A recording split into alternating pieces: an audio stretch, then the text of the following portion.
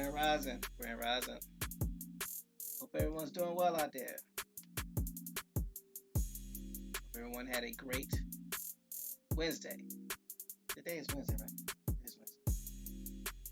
I think it's Wednesday. Today's Thursday. Thursday, yeah. So hope everyone had a great Wednesday yesterday and a great Grand Rising Thursday. Thank you, Free. Appreciate you. No problem. Want to say Grand Rising to No Sellout in the family. They on a much needed break from us. They're gonna get some peace and quiet now. So safe travel to them. Look forward to you guys when you get back.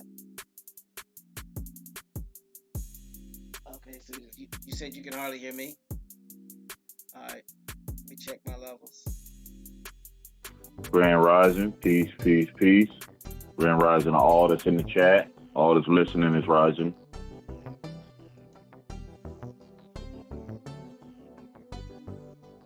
I add my 2 cents as well. Grand Rising, everyone. Good to see you all, or chat with you all. And just please keep in mind, y'all, I'm not the best at switch tasking. So if I'm not as active in the chat today, please forgive me. But I'm here. And it's good to be here. Alright, so they want me to turn the volumes up now. Alright, Free's good, of course. What about, can y'all hear Bones and myself? Yeah, they said they can hear me. They said you just need to turn yours up some. Oh, okay.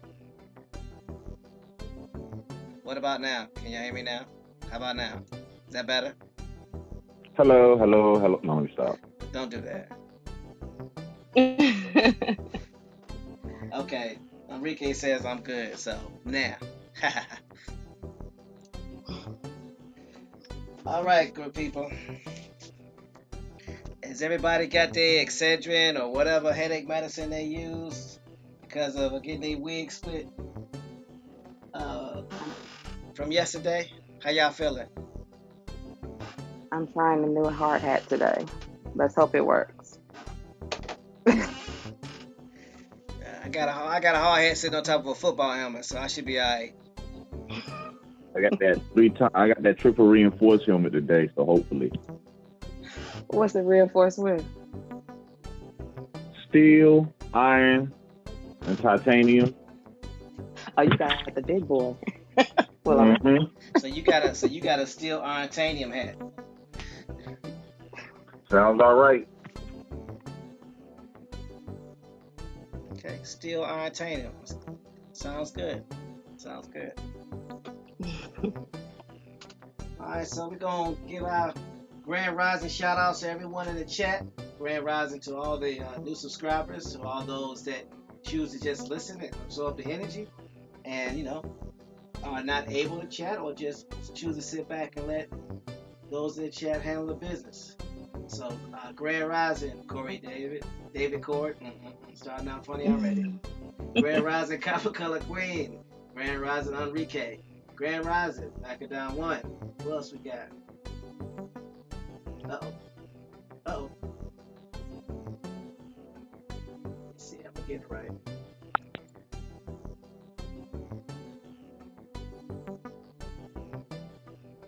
Oh, Cliff. Grand Rising, sis. Thank you. Can't leave you out. Grand Rising, El Boria. She come in. She's either number 1 or number 2. Her and David be battling for that first chiming in spot. So Grand Rising. Hope you're having a peaceful journey on your ride in this rising. Glad you could join us, Elboria. And Grand Rising to all. Each and every one of you. Exactly. So this is gonna be fun today, y'all. It's gonna be fun. It's gonna be interesting. So I'm gonna warm bones right now. Be easy on everybody when you dropping these hints.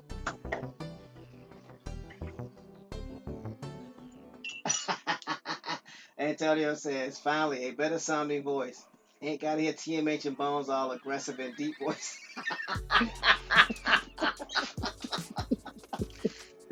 Grand Rising, Antonio. Antonio, bro, you have no idea how much you've helped our cause. Thank you, sir. We really appreciate it. You on the show and don't even know it. That's right.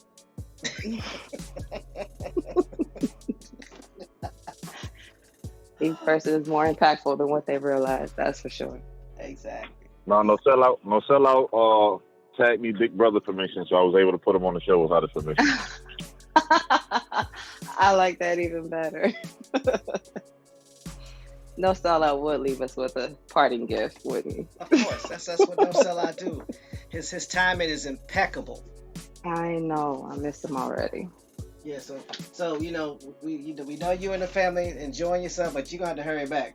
If we don't hear from you by Tuesday, trust and believe, we come to find you. Just know that. Enjoy your downtime. You've more than earned it. That's a hard-working man. I'm just saying. We need him back in week, so we can. He'll be back. So we can balance everything out. I'm just saying. I'm saying. But anyway, let's go ahead and let everybody know who we are, what we about, what we do. Grand Rising Carrie Bay. Hello. He come on free. So we chopped up with anybody else on the show. Oh, now he come back. Grand Rising, everyone. Oh, okay. On here, no, he next. His seat sitting right up here by Freeze.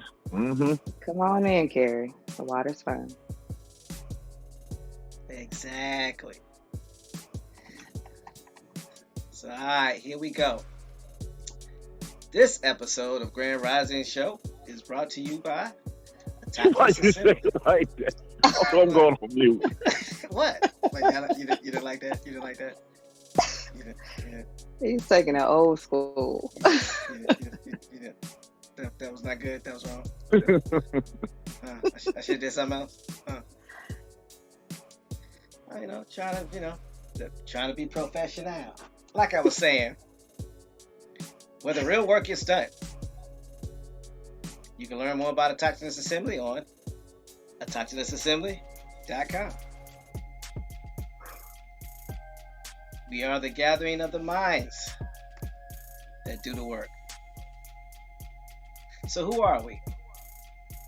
Autochthonous Assembly is a nonprofit organization dedicated to rising up Indigenous Americans' voices by using genealogy, also known as family history. It's also the study of families and the tracing of their lineage and their history.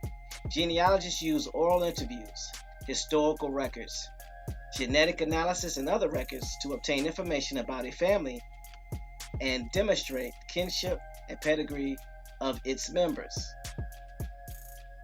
Like all organizations, we have core values, and those core values are the foundation of our company and essential to our success and serve as a lens through which we evaluate every business decision.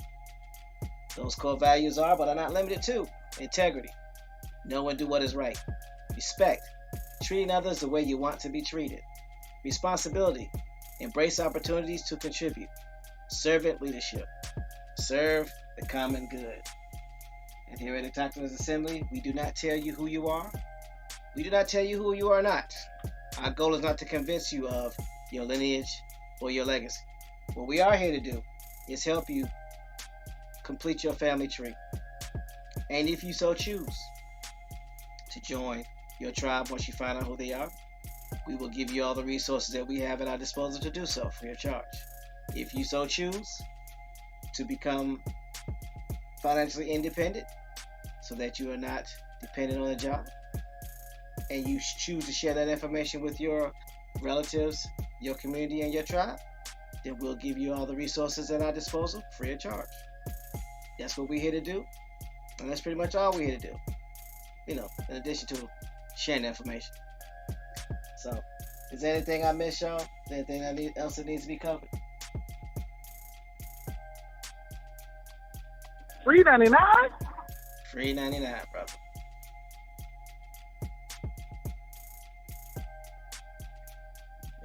Sounds good to me. Cool beans. Same here. All right. And I'm going to put out this plug already, let everybody know that we do have a forum with a group chat and individual chats. So you can chat on any page that pulls up on talkthusassembly.com, and you will be reminded about it. We also have the forum. The forum is based off of the topic for the day. So every topic that we have, the links are in that forum along with the group discussion. And if you choose to come back and provide the information, that'll be the best place to put it, to make sure everything is organized in one place and everyone can find it. So we good? Yep. All right. So let's go ahead and put this link in the chat.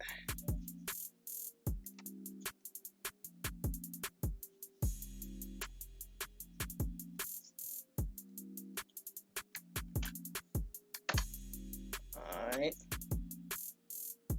So we're talking about Huguenots in Western South Africa, or West South Africa. So, Bones, can you take point on this? Because y'all dropped this information some time ago while I was on vacation. So You got to give me 15 minutes. I'm heading to the office still. Head to the office. What you do? What you do? Float? All quiet.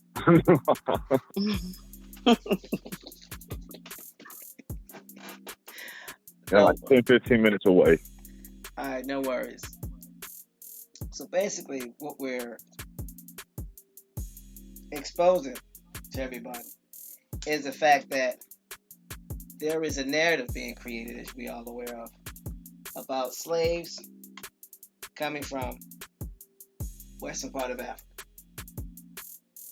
And what we're discovering is that there were a massive amount of Huguenots and other Europeans in not only South Africa, but Western South Africa. And we discovered that yesterday as we were looking at the titles of some of the prominent Protestants, aka Huguenots. There was a society that created their own African language and their own literacy organization that wanted to be the cream of the crop. And all this was in South Africa. And at the end of the day, is forcing us, for those of us who have been paying attention and understand the plot of the Huguenots from the standpoint of religious freedom, escaping persecution, and trying to create and control this narrative. As a people, we have to rethink everything that we've been told.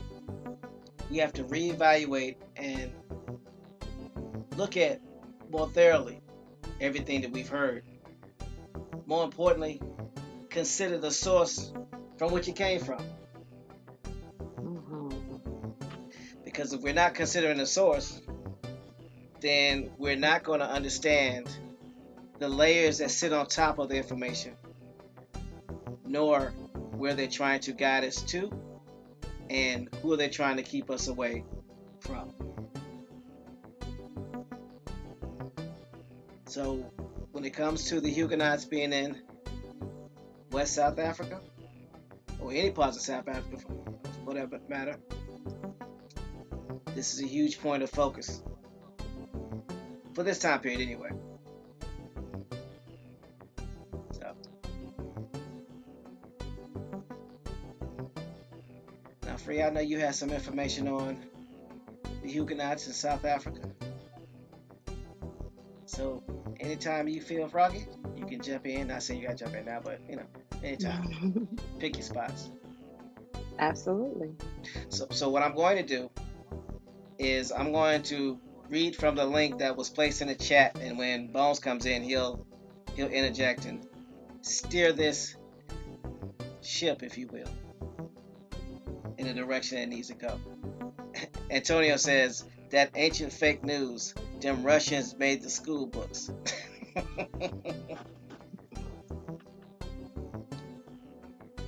Keep language families in mind. as we're going along this journey. It'll really help a lot. Exactly. We can't get caught up on the names that we hear. We got to understand that one, they're all Europeans, and two, just because they spoke a different language, one doesn't mean that they're not related. But two, we have to keep in mind that the Dutch are Europeans that speak French. Mm-hmm. So we have to pay attention to that. And we're starting to discover that majority of the words that we use are rooted in French. Majority of the titles of the states in America we have are French. Yes, surprisingly. Oh my gosh. The French are like what was it? What's that movie? I'm the worst person to deal with movies. They're like the unusual suspect. They got you focusing on everybody else. They got you focused on everybody else, and they run the show the whole time.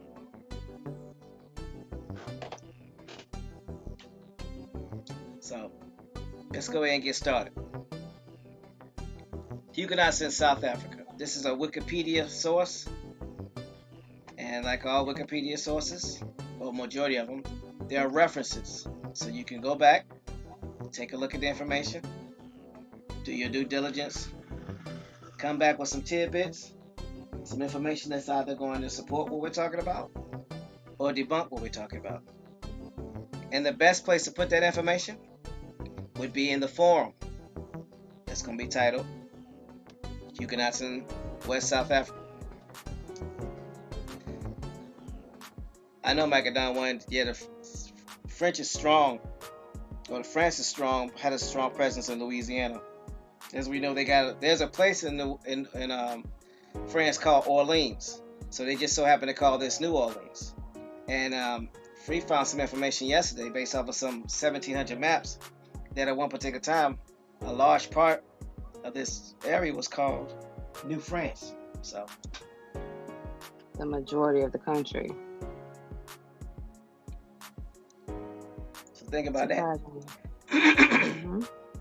1700s. So here we go. A large number of people of European heritage in South Africa are descendants from the Huguenots. I'm going to repeat that. A large number of people of European heritage in South Africa are descendants from the Huguenots. Most of these originally settled in the Cape Colony, but were absorbed into the Afrikaner and Afrikaans-speaking population because they had religious similarities to the Dutch colonists. So let's stop right there. What this is telling me is that there were already a Dutch colony in South Africa, in West South Africa. And then the Huguenots came to West South Africa. And they were absorbed into the Afrikaner and Afrikaans-speaking population because they had religious similarities to the Dutch colonists. So that means they were already Dutch there before the Huguenots got there. French-speaking people. The Afrikers. Everything you see with that name African, that's Dutch and French. Say that again, bro. Because I don't think they heard you. Anything you see with that in it, that's French and Dutch. The Afrikers are Dutch. The Afrikaners are Dutch. The Afrikaans are Dutch. There's no way around it. It's written in their history. Like we said before, people spend so much time digging for people's history. Why don't you go to the country where they come from and just look it up? It tells you who they are. These people left all type of history in Southwest Africa. Something to think about. Just a quick rant. Nah, you good. And it's on point and on time. So it reads, even before the large-scale arrival of the Huguenots at Cape of Good Hope in the 17th century, a small number of individual Huguenot refugees settled there. They included Francois Villion, later known as Viljoen, and the Detroit brothers. In fact, the first Huguenots to arrive at Cape of Good Hope was Maria de la Quellerie, the wife of Governor Jan van Riebeeck. Well, that reminds me of Reebok. Anyway, who started the settlement at the Cape of Good Hope in 1652 of the Dutch East India Company. However, she and her husband left for Batavia after 10 years. After a commissioner was sent out from the Cape Colony in 1685 to attract more settlers, a more dedicated group of immigrants began to arrive. A larger number of French refugees began to arrive in the Cape after leaving their country as a result of the Edict of Fontainebleau in 1685, which revoked the Edict of Nantes that had granted religious tolerance to the Protestants. So we're starting to see exactly how this all comes about. And Enrique says, Lagrange is named after the country near Paris when Marquis de Lafayette, visited Georgia in 1825, a national tour. He remarked on the similarity of local topography to his wife's property. Okay, you said that was in Georgia.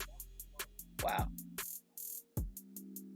What we're going to find as we continue to dig is that there is a lot of French influence. You know, when it comes to the three big powers, France is never mentioned, but they got their hands all up in everything. The easiest way to stay in power and control is for nobody to see you, right? Megadon 1 says they're an hour and a half away from Shreveport, which is another French word. But anyway. Mm-hmm. So let's go back up to the top of this paragraph. And they talk about the large-scale arrivals of the Huguenots at Cape of Good Hope. So let's look at Cape of Good Hope and see where exactly that is. And I'm putting this in the chat. While you're doing that, along the side, the first picture that's listed on the link, it's something that's commemorating 300 years of Huguenot history in South America, a depiction. And it's funny because the year on there says 1988. What happened to our people around that same time while they're commemorating their 300 years in Africa? Who was getting told that they were black and from Africa? That's when they started pushing the African American on you. Started making you believe in it.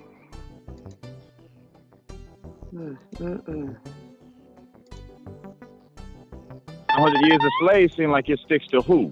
Not us, but who? That narrative sounds very familiar. And not to mention what Free just said. Early 1600s, Huguenots were already in South America. There's cases when the Spanish got to South America, Huguenots were already set up in colonies when the Spanish got there. Mm-hmm.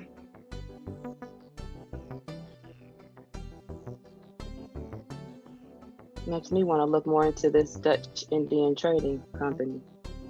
Yeah, we're going to cover them next. Good. So, the Cape of Good Hope. It says Afrikaans, Kap de Goeie Hoop. Dutch, Kap de Goud Hoop. Portuguese, Cabo da Boa Esperança. Is a rocky headland of the Atlantic coast of the Cape Peninsula of South Africa. A common misconception is that the Cape of Good Hope is the southern tip of South Africa. This misconception was based on the misbelief that the Cape was the dividing point between the Atlantic and Indian Ocean. Contemporary geographic knowledge instead states that the southernmost point of Africa is Cape Agulhas, about 150 kilometers, 90 miles, to the east-southeast. The current of the two oceans meet at the point where the warm water Agujas current meets the cold water Benguela current and turns back on itself. The oceanic meeting point fluctuates between Cape Agujas and Cape Point, and that's east of Cape of Good Hope. It says when following the western side of the African coastline from the equator. However, the Cape of Good Hope marks the point where the ships began to travel more eastward than southward. I'll say that again. However, the Cape of Good Hope marks the point where the ships began to travel more eastward than southward. So they're heading that point of Cape Hope is more on the eastern side of the continent than the southern side. Okay. Thus, the first modern rounding of this cape in 1488 by Portuguese explorer Bartholomew Dias was a milestone in the attempts by the Portuguese to establish a direct trade relationship with the Far East, although Herodotus mentioned a claim that the Phoenicians had done so far earlier. Y'all know who the Phoenicians are, right? Absolutely. And this narrative isn't making a lick of sense, because why are we traveling so far when you think about where Europe's position, where the southern point of Africa's position, and where India's position? Why are we doing all this again? This makes sense. Why? Honestly, how is this a shortcut? What? Yeah, it's not. You done passed India, going all the way to the south of Africa. You just could have went east like you've been going your whole entire life and wound up in India. Who they trying to fool? Well, we know who's I keep hearing. Go ahead, Free. Sorry. No, I'm sorry. I keep hearing about the Waldensteins. Oh, I think that's how you pronounce it. Relating to the Huguenots. And this is making me wonder if the whole "Where's Waldo?" if that's where that comes from, because it's like they're all around the world, but you have to find out exactly where they are, because they're hiding amongst this person and that person, but they're hiding in plain sight. Is what's so crazy about this. What we said? They don't pull the cards of so state.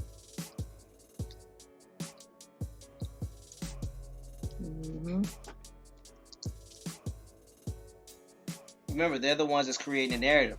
They're the ones that's in control of the education. Right. And they've had us pointing the finger at other individuals, taking the blame for things that they've been doing since the beginning. In hand. Those naughty knots. Antonio says he traced his ancestors to Point Coupe, which means cutting point. He said he thinks that's where the French settlers stopped going west. That's a good point, Antonio. So there's a lot of French influence here, more than we anticipated. We were so focused on the English and the Spaniards because there were no French colonies. Think about that. There were no French colonies, but the majority of our states have French names. I'll let that sink in for a second. Yeah, because the reality, there is no such thing as the British or the English. All they are English-speaking Protestants. They're still French descent. England, like we were saying before, the crown of France is ruled from England. That all the rulers, they went to England and sat on the crown and ruled France. Because isn't the Church of England the biggest Protestant church? Just something to think about. They created an illusion. Oh, the British and this and that. But what is British?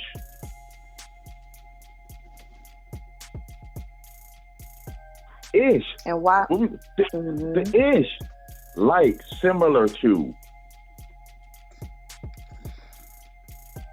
Not the original. So you got Spanish, English, British, and French. French. Mhm. Not French-ish, just French. Just French. So Mhm. what that tell you? I'm just saying. Everything is a likeness to French.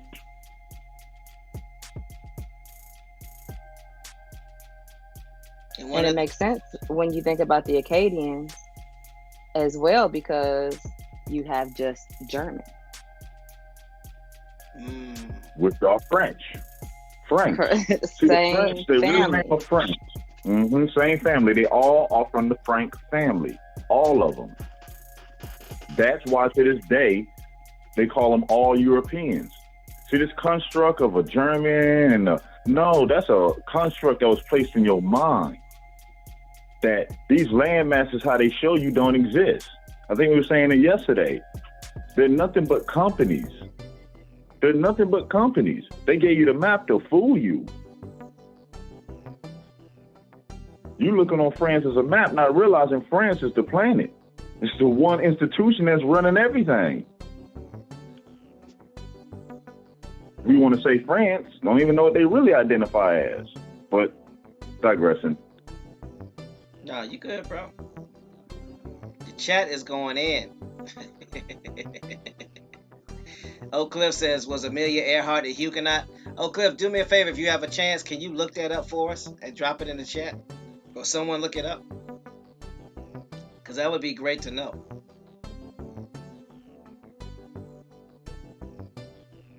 Not only did they found the Dutch East Indian Company, they founded the Dutch West Indian Company. The French was in China before other people was there. These so-called French are the ones that was everywhere. But stop looking at France as that landmark that you see on the map. No, remember, all of them people are Franks. So when you look at it that way, it makes more sense. Why do you think they gave you a map and they carved out small little pieces to make you look at small little pieces? You ain't never walked into a line when you've been walking, but they show it to you on a map. Really? With what you just said, Bones, it really makes a lot of sense why people use fireworks to celebrate the 4th of July, considering their relationship, France and China. Yep.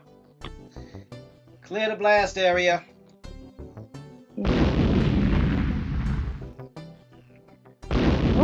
Blast. Always get right in front of our face.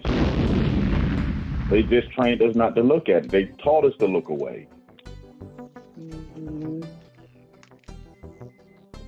Why do you think they always test the children for reading comprehension? But yet they don't do anything to build those skills. They don't do anything to teach you how to use deductive reasoning. At the end of the day, it's all about regurgitate what I tell you. That's what the tests they take, those standardized tests, that's what they're meant for. See how well you retain everything that I've poured into you. And also, too, one thing to look at that I just came to the conclusion of. The language that they used to teach the Indians in those Indian schools was English. And it was done for two reasons. One, because it was a language that they knew. Two, it was a language of their cousin, the British. And three, that would always keep us focused on England, because we're speaking their language. So we're going to blame the people whose language that we speak, right or wrong. Because they're the colonizers, correct? I'm sorry, go ahead, Bones. And add this to it on why they would want to erase that. The Huguenots spoke French, right? Acadians spoke French. Iroquois and a lot of the Indians on the mainland understood French. Now do people understand how these Huguenots can come over here as slaves and communicate with our ancestors? They all spoke French. Patois. Yep, combination of French, Spanish, and Tudelo. French, Spanish, and Tudelo. And what really is Spanish? Spanish is in the same sister family with French. They're in the same family. African and French language. What they call African, knowing the Dutch made. So whatever syllables they doing there. Even closer connection. That's how they was able to communicate back and forth with each other. Look at Europe now. You'll find it strange that the majority of the population speak French, even in England. Remember, they spoke Old English. They didn't speak this what we speak today. What they would call Middle English. These, I, there, some sounded like French to me.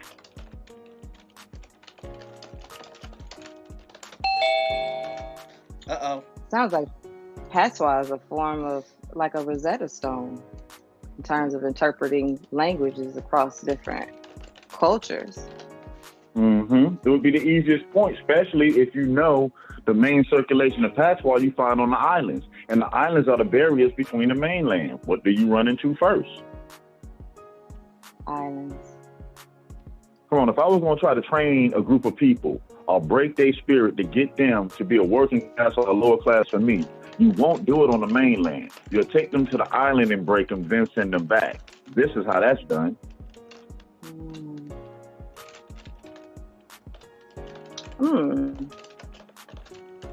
The Rosetta Stone wasn't? Yeah. Isn't that from a Frenchman? Yep.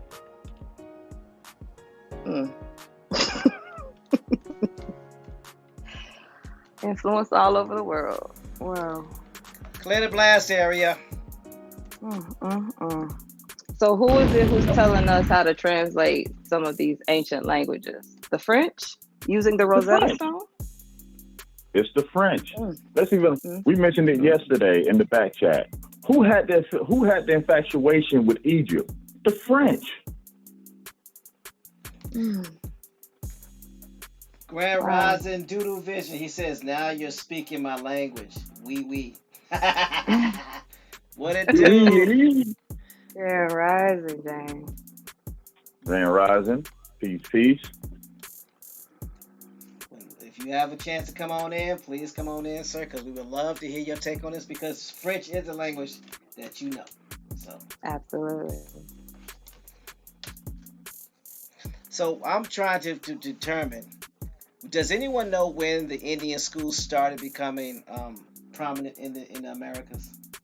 Because I'm guessing that it started after England conquered the Scots in 1770 and became Great Britain.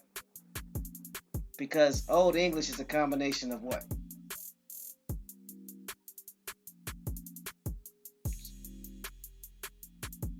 Scottish, what they spoke in Latin, and what else? Hold on, let's look it up. Yeah, even them coming together as Great Britain, there's a missing party out of that nobody talks about. What was able to make them unified? The French Huguenots or French Protestants that went to England who had all the finances. See, they keep saying British and English. They are French. Look at the kings and queens that sit in England. They're all English Protestants. They're Huguenots.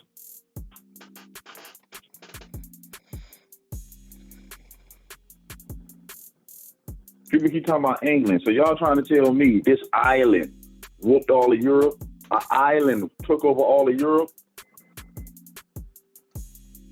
That doesn't make any sense. An island has limited resources. Where are your trees to build your ships? Uh-oh. Now you ask the right questions. But if I'm being persecuted and I'm running all over the place and I need some headquarters so where people just can't come across, I'll set up on the island though. Look at it this way. There was no such thing as Great Britain until the Huguenots got persecuted and ran there. Then they became Great Britain. I wonder why that is. Location. If you're land hopping. And listen to the name, Breton. Breton?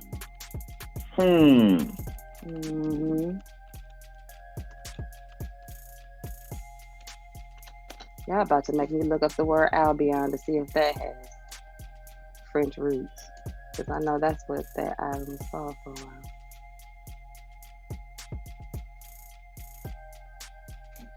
Enrique says right in our face, and that was the greatest mastery that they did. They had us focusing everywhere except for on them.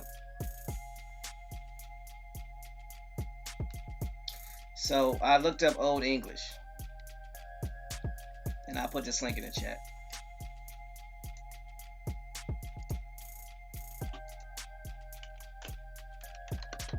It reads, is the earliest historical form of English language spoken in England and southern and eastern Scotland in the early Middle Ages. It was brought to Great Britain by Anglo-Saxon settlers probably in the mid-5th century, and the first Old English literary works date from the mid-7th century, after the Norman conquest of 1066. English was replaced for a time as the language of the upper classes by Anglo-Norman, a relative of French. Y'all thought I was playing, huh? Everything is French. Everything is French. So who sailed out to try to rule the planet? Well, no, I won't say everything is French. They split the world how they said they was. If everybody, we mentioned this yesterday, go down the equator. Everything south of the equator is Catholic. Everything north of it is Protestant. They did what they said they were going to do, split the world in two. Doodle Vision says, look up Albion. I dare you. I'm with them. I'm already there. Trust me, I'm already there. Blowing holes in the story. Boom, boom. Clear the blast area. Before you read it, the map that you were referring to that I was discussing with you guys, I have to find a way to try to get it over to you. California was an island, which many of us have seen on maps, but it actually said Albion across California. So considering how they divided up our land, this is getting more and more interesting. But let's see how this ties to these Huguenots. Our and the mystery problem men. is, for the next thing is what they did with German, Spanish, English, British relatives. None of that exists. None of that exists. Those are languages that people spoke that they put on top of people to keep you confused. Because if you study the Germans and the French and the Dutch, they all go back to the Frank family. Mm-hmm. And it's supported in this Old English because it goes on to read that the Old English is one of the West Germanic languages and is the closest relatives to Old Frisian and Old Saxon. Like other Old Germanic language, it is very difficult for modern English and difficult for modern English speakers to understand without study. Old English grammar is similar to that of modern German. Nouns, adjectives, pronouns, and verbs have many inflectual and sounds and forms of word order. It is much freer.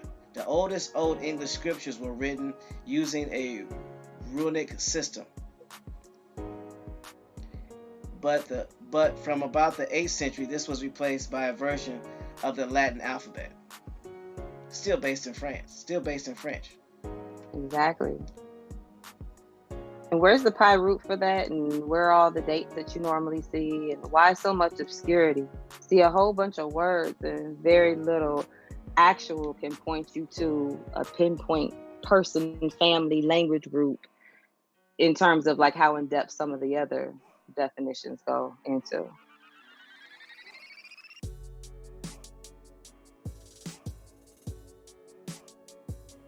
And at the end of the day, it comes down to translate. It says French right there. Last paragraph. Yep, because they're all one people. Imaginary lines and imaginary names to fool the world.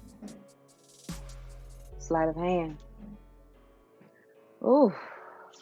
And you can place it right in front of everybody's face and nobody complains because it's right in front of your face and you're programmed to spend so much time and so much of your life looking to every place else except for what's right in front of you.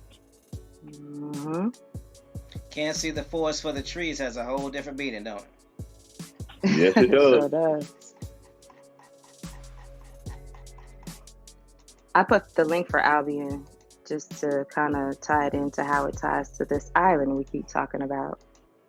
All right, I'll go ahead and pull it up and I'll read it. Albion. Albion is an alternative name for the island of Great Britain. It is sometimes used poetically to refer to the island, but has fallen out of common use in English. I wonder why. The name for Scotland in most of the Celtic languages is related to Albion. Alba in Scottish Gaelic, Albion, genitive Alban in Irish, Nalbin in Manx, and Alban in Welsh and Cornish. These names were later Latinized as Albania and Anglicized as Albany. Albany if you in New York, Albany if you in Georgia, which were once alternative names for Scotland. New Albion and Albion Noria, Albion of the North, were briefly suggested as names of Canada during the period of the Canadian Confederation. Arthur Phillip, first leader of the colonization of Australia, originally named Sydney Cove New Albion, but later the colony acquired the name Sydney. Etymology. The common Britannic name of the island, Hellenized as Albion and Latinized as Albion, derives from the Proto-Celtic nasal stem, albiu, and survived in Old Irish as albu, genitive Alban.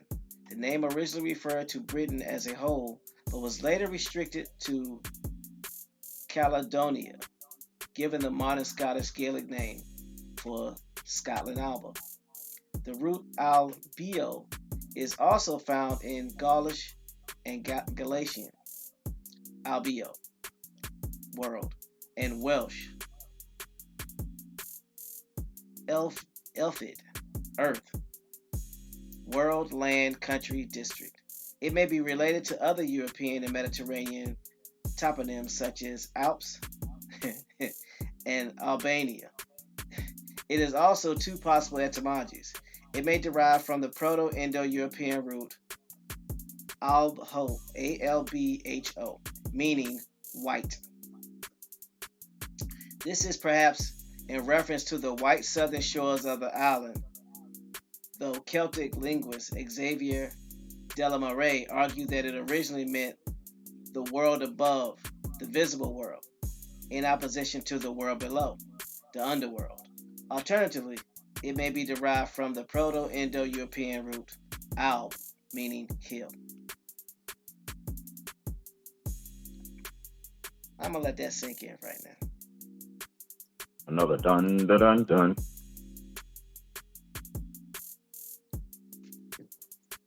So that one word basically is all over the country, all over the world. Mm-hmm. In various forms.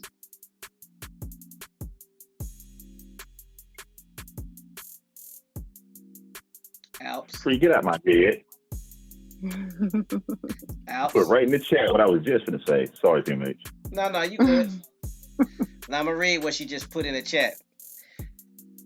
Albin. If Al and L, does that mean the band? Good question. Just think about it. Who was running up in England? Some band Huguenots. Before it even got the name. Mm-hmm. Oh, man. Who actually settled on that island?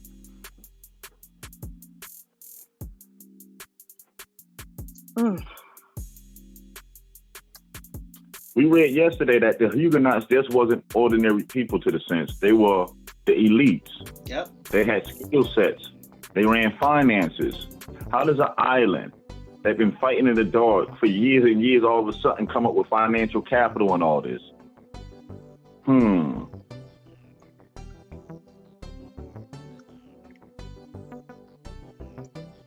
So basically, what it boils down to is the Huguenots used England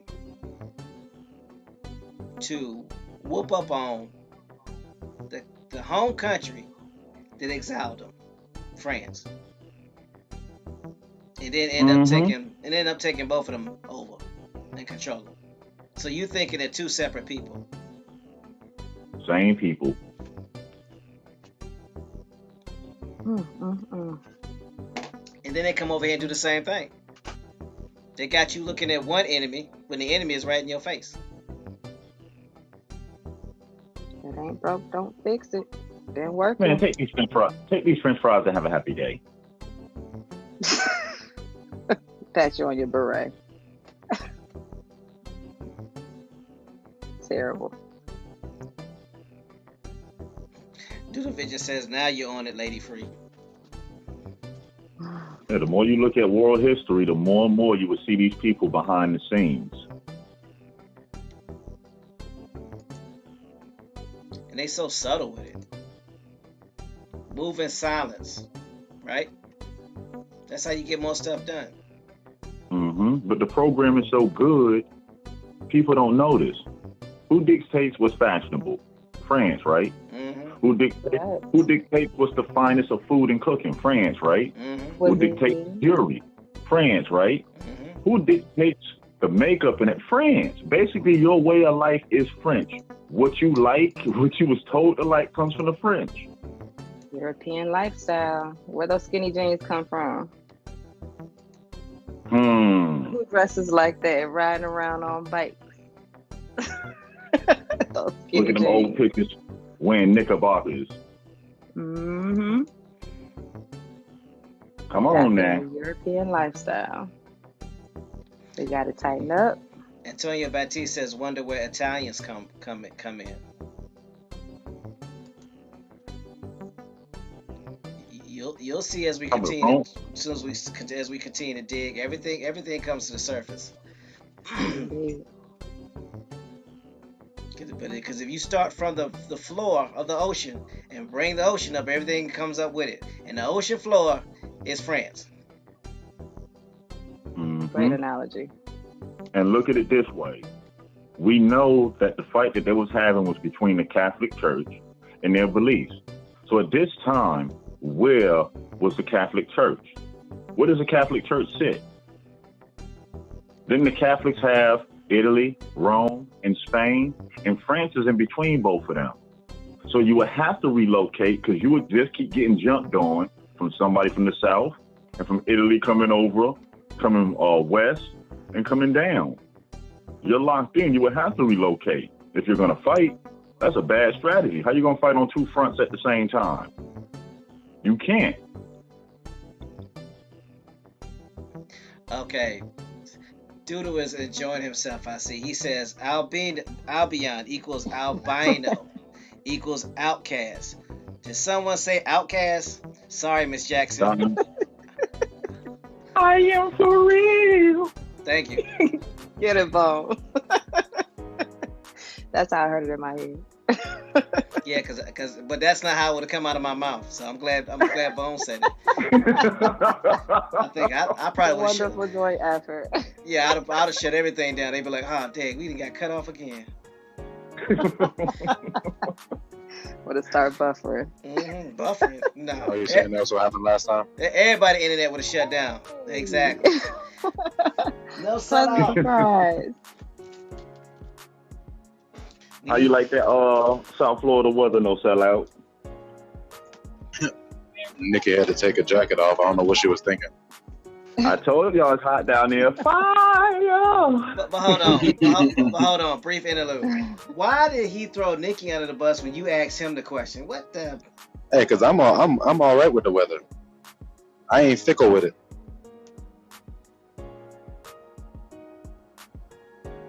Yeah, that's a different type of humidity. Yeah, I ain't ready for it, but I'm here.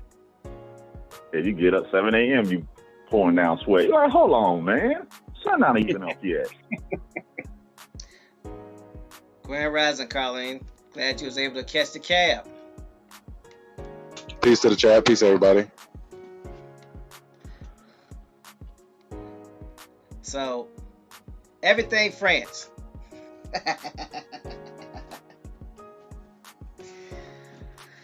Oh boy. So where were we at?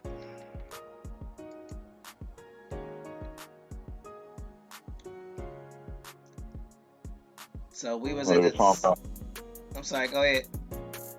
Oh, top of Avalon, albino, albino land. Exactly.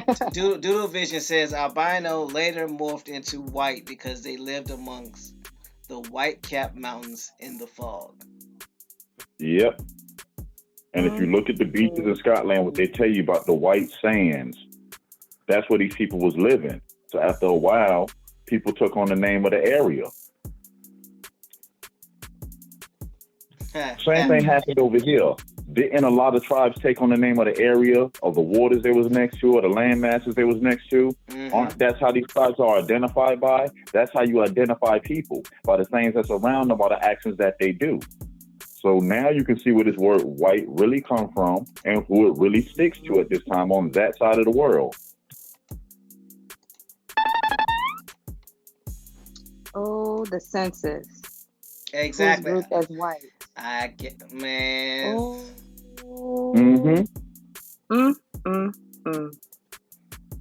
So it does not delineate color of skin. It delineates location. Location. Yes. Now we talking. And the reason why they taught you color and the reason why they gave you races is to keep you confused. To make you hate something that doesn't even exist. A type of boogeyman. Yeah. How you gonna say different races of man if everybody on that landmass is related? Originally from that landmass is related. All the originals on this landmass is related. How many different races is it again? I'll wait.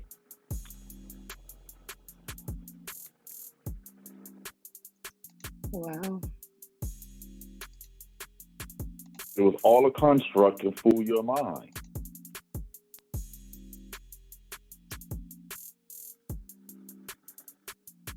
We literally have to rethink everything.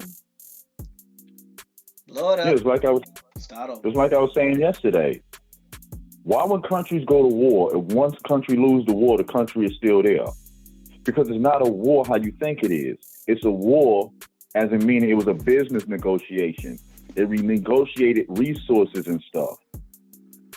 Proxies and jurisdictions, treat them as companies. Don't treat them as land masses. When you're looking for France on a land mass, you will always be confused. Think of them as a corporation. Aren't all countries and states registered as companies? Yes, they are. So when two countries are warring with each other, what do we call negotiations in business? The war room? Yep. Uh-oh. Let me tighten my hard hat. I feel it coming. I'm sorry. So I looked up the etymology of theater. Ooh. Late 14th century. Open air place in ancient times for viewing spectacles and plays. From Old French theater, 12th century modern French theatre, improperly accented, and directly from Latin theatrum, play, house, theater, stage, spectators in a theater. Sources also of Spanish, Italian, teatro, from Greek, theatron, theater, the people in a theater, a show, a spectacle, literally place for viewing, from theestheia, to behold, related to thea, a view, a seeing, a seat in a theater. Theates, spectator, tron suffix denoting place. Meaning, building where plays are shown, is from 1570s in English. Transferred sense of plays, writing production, the stage is from 1660s. Generic sense of place of action is from 1580s, especially region where war is being fought. 1914 spelling. The re rose late 17th century and prevailed in Britain after circa 1700 by French influence, but American English retained or revised the older spelling in er.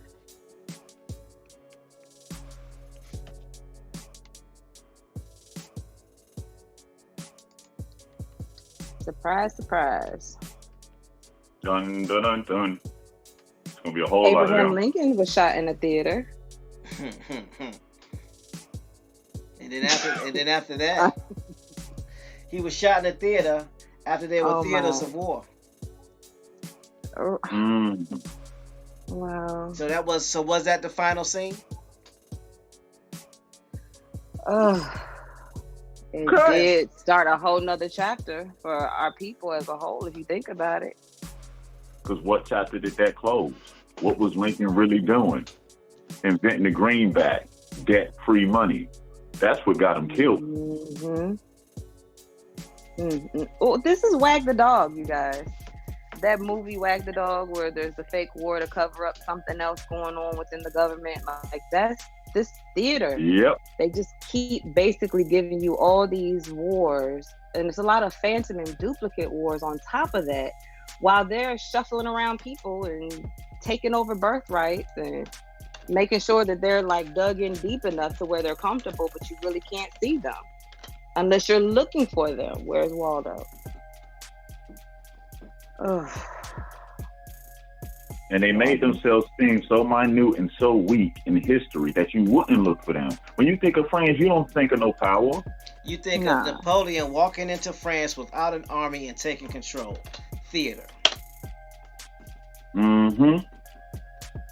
You think of a Frenchman sitting in an outdoor cafe, smoking on a cigarette, reading the newspaper, not caring what is going on in the rest of the world. Smoking. Ooh la la, Fun we and fancy. read. No. Absolutely. Let's be more pictorial about it. You think of a Frenchman sitting at a table with his legs crossed, with a long stem cigarette, with his palms held upward, with a beret on. That's what you think of. We read. Hey, valid point. That's a very valid point. Meanwhile, But that's they taking over intentional. everything. Yeah, you're right. Mm-hmm. Absolutely. Taking over everything, dictating everything.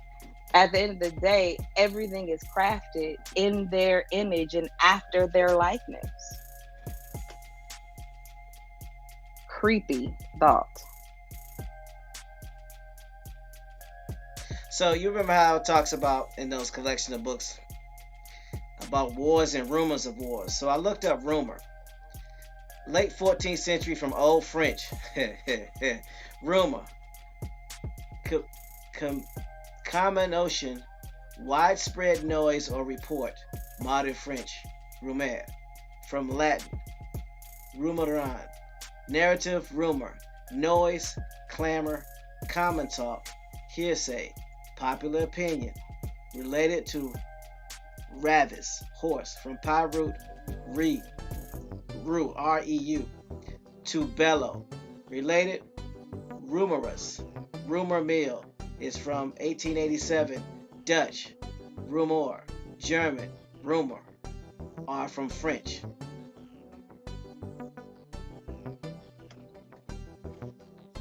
How many times have we heard about a war and ain't never seen nobody fight? Exactly. Or you don't see number changes within populations. You have a major war, you should see a number shift. Quickly, because war produces death. But you never see that. And a major exodus of people running from the war. Absolutely. Who's going to sit there and just be collateral damage? That would cause an immediate sense of migration. But again, what are these world fairs? So, of course, I now looked up war. And it says late Old English, weary, where, large-scale military conflict. From Old North French, weir, war. Old French, guerre, difficulty, dispute, hostility, fight, combat, war. Modern French, guerre. From Frankish, wera.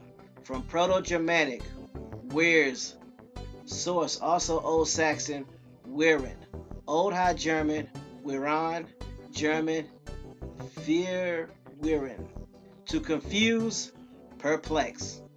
From pi, weirs. To confuse, mix up. Cognate suggestions, the original sense was to bring into confusion. Wow. Spanish, Portuguese, and Italian guerra also are from Germanic Romanic peoples turned to Germanic for a war.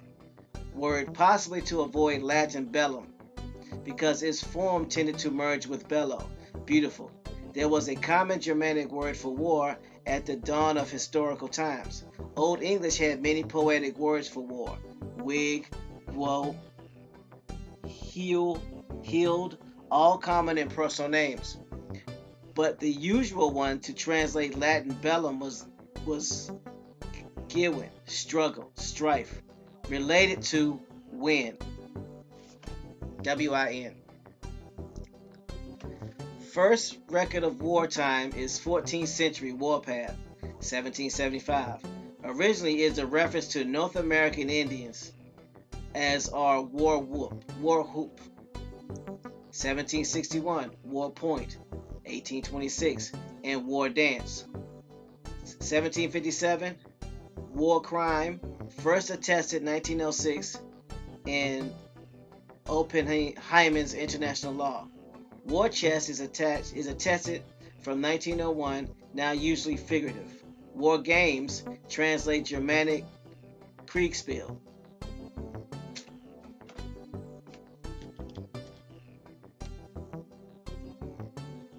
Doodle Vision says, I'm about to call in. I can't take it anymore. Call in, call in, call in. Come on in. The water's fine. Damn, made you sound like Peter Pablo. Huh? Nothing. Who am I? Bim, bim, bim, bim, bim, bim, bim.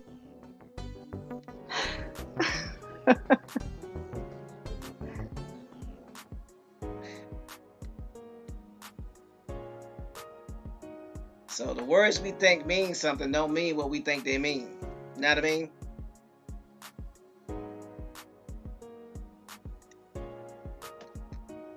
That's that Lectio Difficilior. Yep. That hard overlaid reading.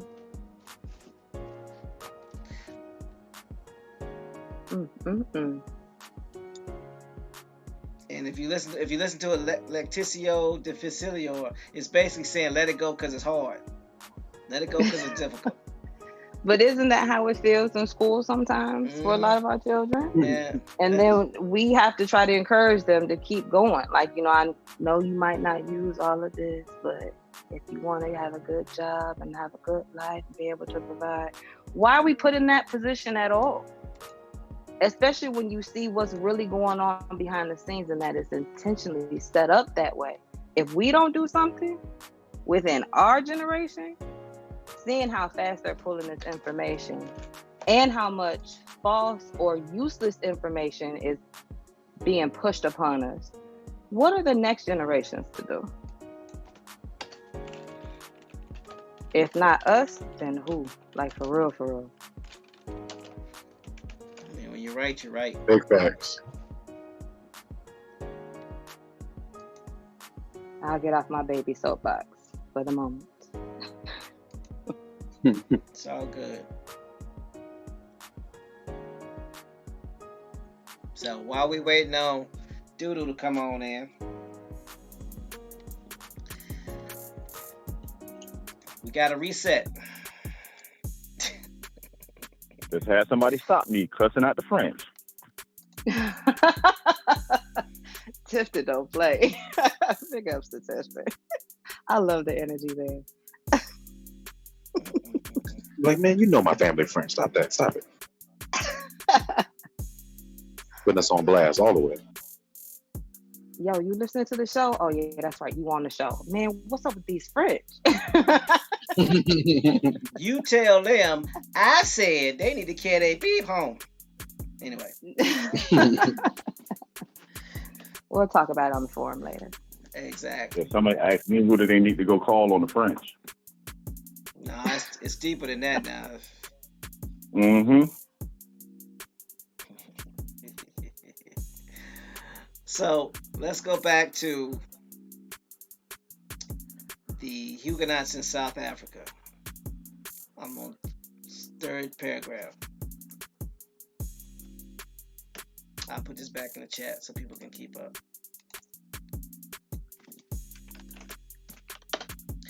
On 31 December 1687, a group of Huguenots set sail from France as the first of the large-scale immigration of Huguenots to the Cape of Good Hope, which took place during 1688 and 1689.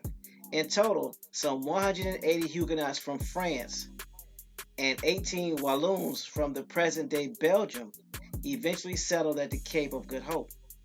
A notable example of this is the immigration of Huguenots from La Motte des Igoues in Provence, France.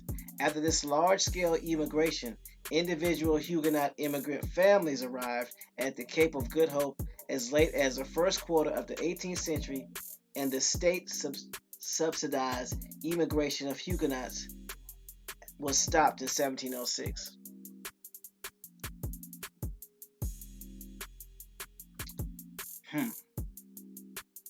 So there was an influx of Huguenots into into South Africa.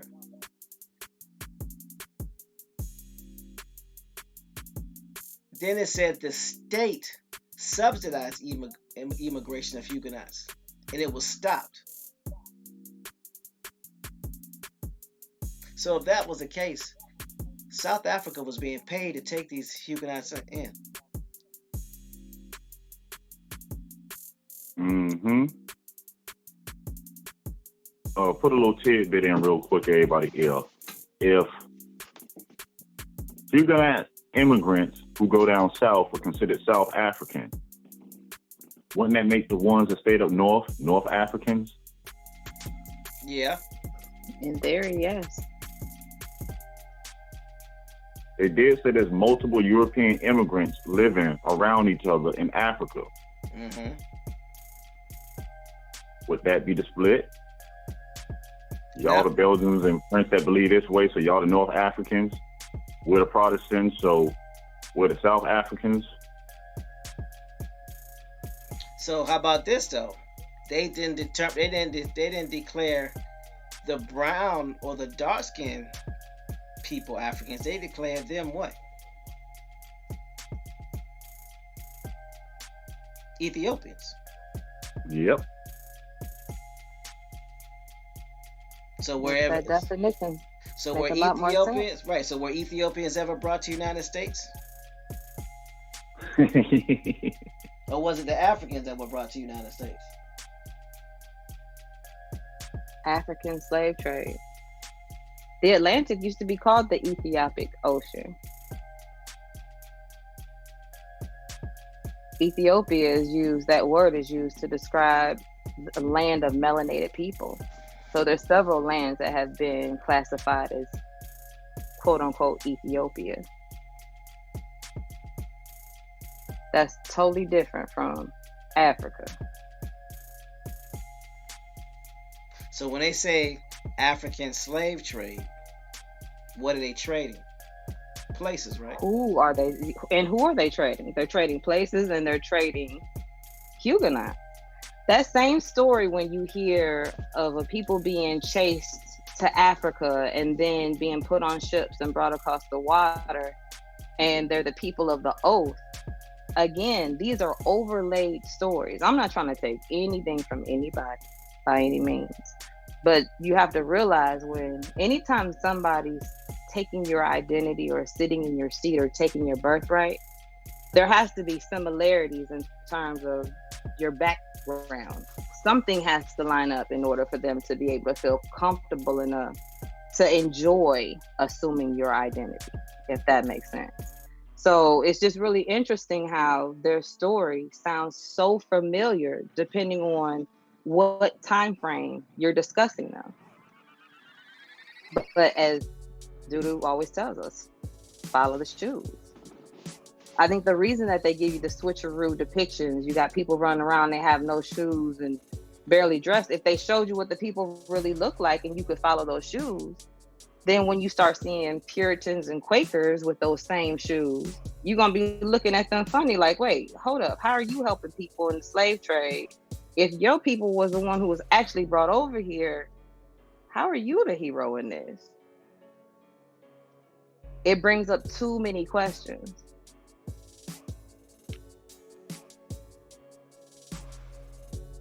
So, again, they are hiding in plain sight. But it's a reason why a lot of these narratives sound very familiar and similar. Mm-hmm. And it's up to us to straighten them out and proceed accordingly. It's not only important that you know yourself, you have to also know your enemy. And I have to say enemy because at the end of the day, like, look at what's being done, not only to us, but also to our children. I'm not saying get up in arms and go start acting bombastic. But I am saying use prudent judgment and wisdom and do what you have to do to make your next move your best move for the next 7 generations and beyond. You better know who you're dealing with. And with that, I'm going to go on mute. You going to murk? Yeah. Me and that soapbox. It's all good. It's poignant and it's needed. And also, too, to further add to that, Dudu always talked about the East are going to get some of those refugees and bring them to America. So, what better way to trade this? What better way to switch it around instead of saying that we went and got them, they came and got us. But instead of coming to get them from France, they came and got us from Africa.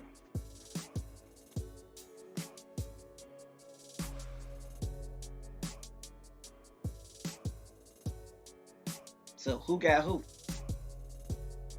Trading places. Y'all are not the individuals selling the ships. Y'all own the ships. We're the ones selling the ships.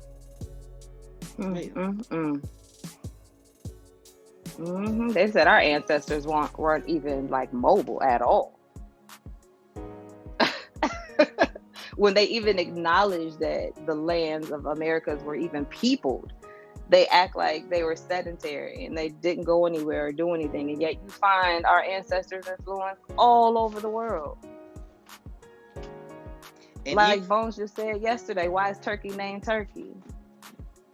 And also, too, what is corn and wheat? Exactly. And as we continue to unravel this, France always seems to remain clear because you don't tie France to anything. France is always they're considered neutral. Exactly. They're considered neutral. Always. What we always said about neutral, they give a whole new meaning to neutral. Thank you. Ooh, let me calm down. Hold on. I need a moment on that one for real. Because that neutrality thing, you know what? Go ahead. Y'all got it. But what is neutral? Meaning I had the ability to move you any direction I want to.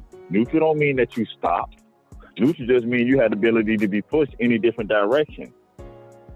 And if I'm appearing peaceable and weak, and you are underestimating me, and I am using vernacular to put ideas in your head that you think are yours, you're going to continue to let me do it as long as I get the glory. Think about it. France never cared about the glory. They never cared about bigging up their chest and talking about they did this and they did that. They cared about the results. They don't care whose name it was in. It didn't matter if it was in their name or not. They just want to reap the benefit. Exactly. Because what's the rule of business? The rule of business is it don't have to be in my name. I don't have to 100% own it. As long as I have my hand in everything that's generating a dollar, I'm the winner. Own nothing, control everything. Bingo. Nothing is in my name. Spanish, English, British, French. Like I said When you yesterday, all they did was pull off for Walt Disney, created other entities, started carving up land, turning it into companies, and put false markers down. best analogy I've ever heard. Like if history doesn't make sense to you, look at all these different countries as entities with DBAs. And that came from a discussion I was having with Bones yesterday. He had my head split in two. Because doing so, it made make so much more sense in terms of who is who, where they've been, what they're doing, and who is working in whose best interest for what reason. Disney is a perfect example. Hats off, Bones. Who is it? Appreciate it. Doodoo. What it do, bro? Peace, Grand Rising James. Glad you made it, sir. Peace, brother James. Peace to you. Doodoo Vision. You couldn't take it no more. Mr. Roper, I'm here to collect the rent.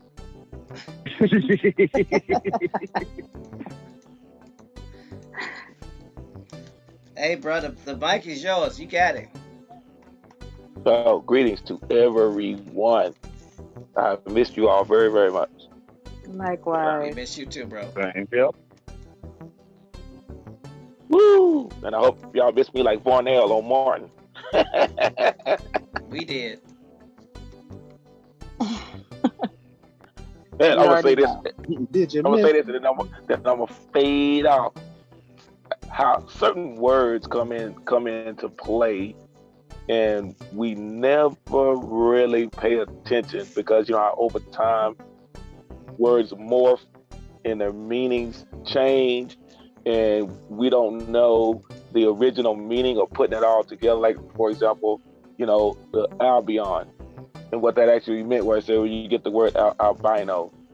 I was having a dialogue in the chat with Brother Marlon P., the mixologist. I had put in there, what do Pan-Africanists call the writings of the walls in Egypt? And first he said hieroglyphs, and I'm like, nah, well, what are these Pan-Africanists? What are these people? What do they call them? Medu Nature. Now, Monsieur, we gonna get into the meat of the matter, and then you're gonna figure out how all of this comes together.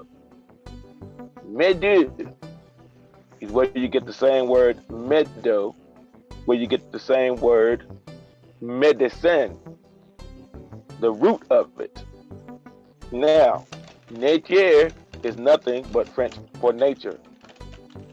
This is what the wise men and the elders, the females, were called, because they use natural herbs and spices, not to be confused with KFC, for healing purposes and also for the quote-unquote casting of spells. This is what the Europeans called a religion. Now, the Medu Nature was the writing of the ancient ways in Egypt.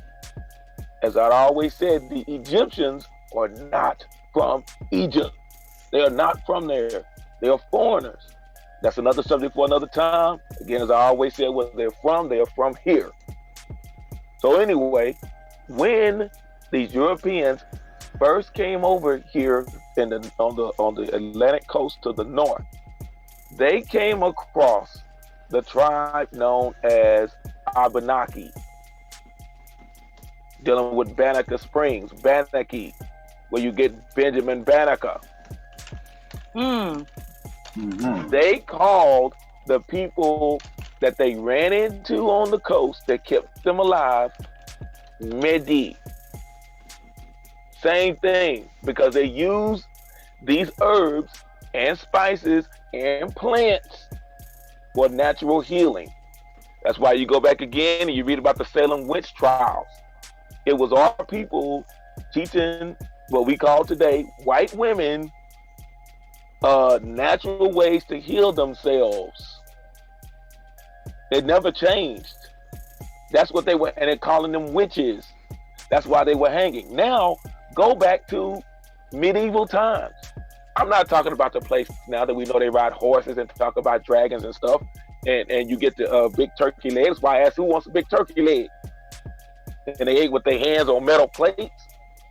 Medieval times, medieval deals with the times of the medicine men. Remember, the Europeans called it, quote unquote, the Dark Ages. How do you go into this quote unquote Dark Ages and you come out to the Age of Enlightenment? That's when they started talking about your sciences. That's when all these people came up. You start dealing with Louis Pasteur and all of them dealing with milk. All of this stuff started happening after when you're coming out of the medieval times. Again, thank you, Issa. Because during that medieval times, what group of people never fell into the quote unquote Dark Ages? Those that were along the southern region and those that were along North Africa. That same area. The Turkish never fell. They weren't under the quote unquote Dark Ages. They were always in the Age of Enlightenment. Those in Europe that have been banned, your albinos, your Albion, that were pushed out, that they were banned out, knew nothing about this. Absolutely nothing about that. So you can look it up yourself. Look up the Abenaki. Look up dealing with Medi that were over here.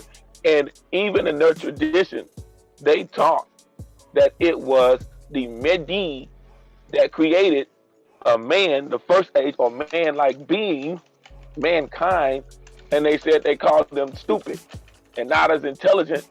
So the Medi turned around and made another form of man that was the thinking man. That was your Homo sapien, as the Greeks call it today. Now y'all can look all this up for yourself. You don't have to believe me. Don't take my word for it. Look it up for yourself. And you're going to see that medieval times, it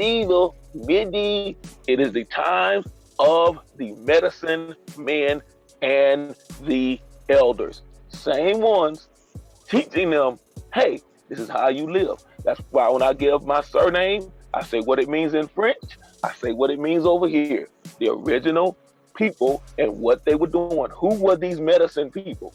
And I double dog dare anybody after they do their research to challenge me on that. I have missed you guys. I have missed you all so very much. Lady Free, I appreciate you. I guess I need to disappear more often so you'll come to the mic. Yes. No, not I've hard. been going here and y'all. Please don't ever disappear. But it is a pleasure to be here. And that information is amazing. You have me thinking about the medicine men. You have me even thinking about the Mayan when you're talking about timekeepers.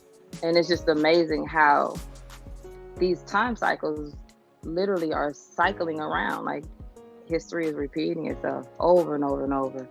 But So now, everything that you just... I'm glad y'all mentioned timekeepers. So ask yourselves, who did the Huguenots come across so they could become the keepers of time and the most famous watchmakers? Who? Would have had to been our people.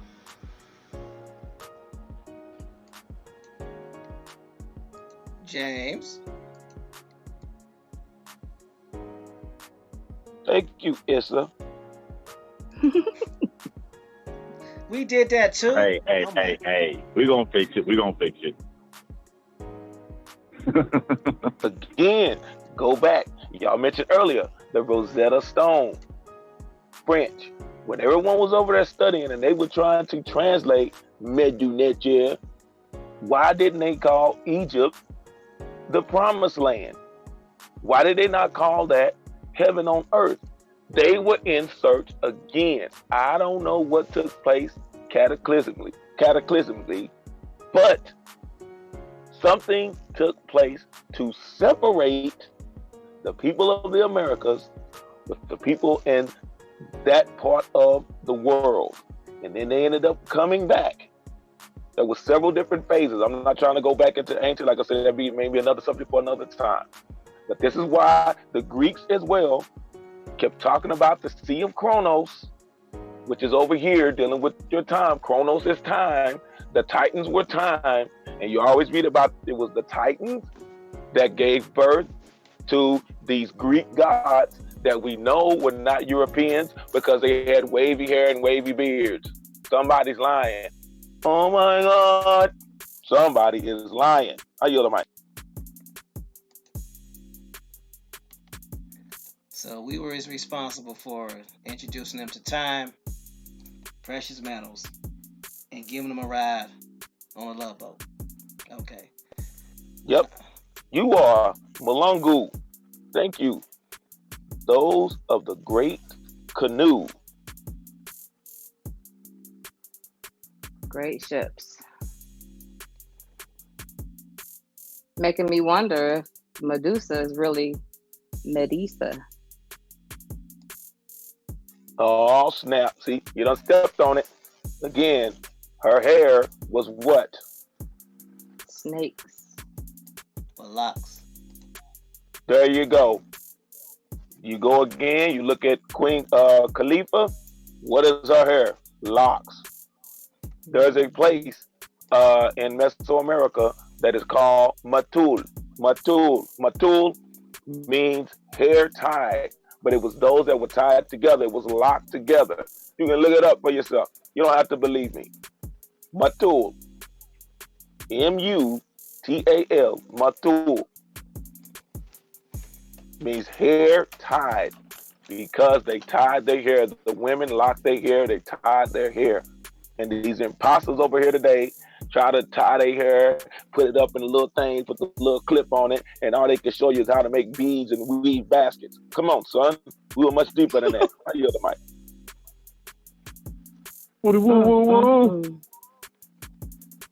Isn't there an Indian tribe with a French name that means little snakes? I think that's why snakes is so fresh on the brain right now. But if you think about it, the majority of all these tribe names are French. If you're not speaking in the original tribal language, think about it. From Cherokee, Iroquois, all that's French. So, French.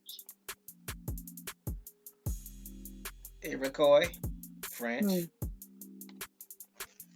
Even the way they spell Washita. Because you think like, oh, what is this? You think this is Oshita or whatever, but it's spelled the French way with O-U-I. Look it up for yourself. O-U-I is we. Oh, what? Ooh-wee.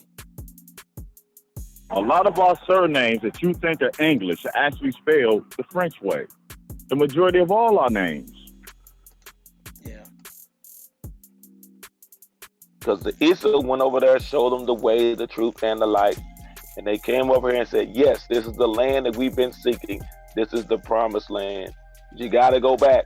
And you all have been talking about, man, and y'all have been going deep, dealing with those, the Protestant churches, and even more so, deeper than that, that the sect of the Protestant church being the Baptists, which is why the Baptists rule the southern part of what we call the United States.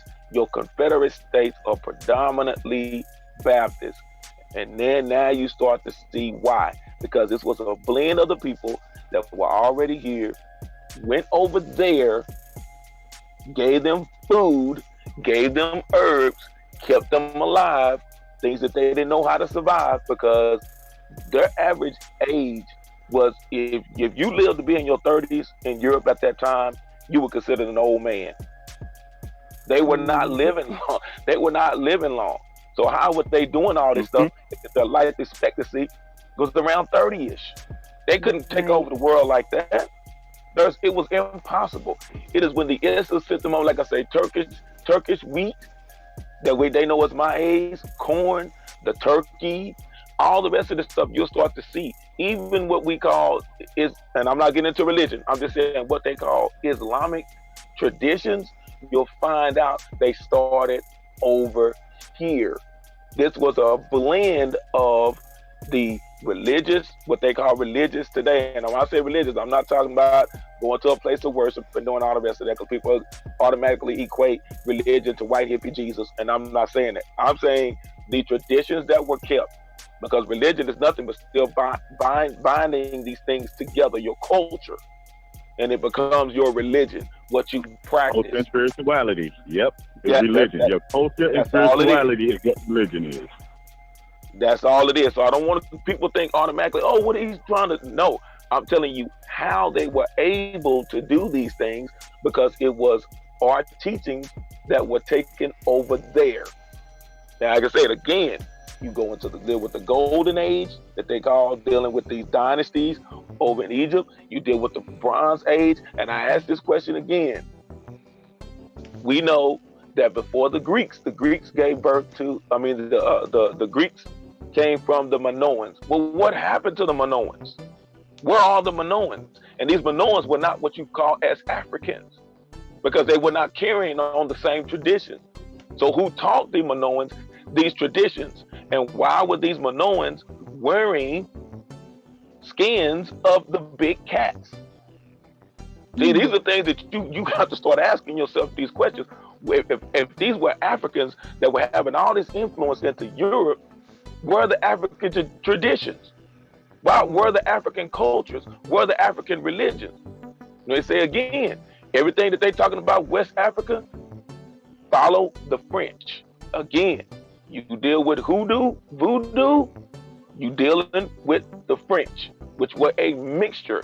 That's why I said you had your northern French, your Goths, you had your southern French, known as the Huguenots, which also then came known as the Geese, where you get your Portuguese. These are the same cotton-picking people, because they were pushed on the outskirts on every continent. When they first came over here, where were they?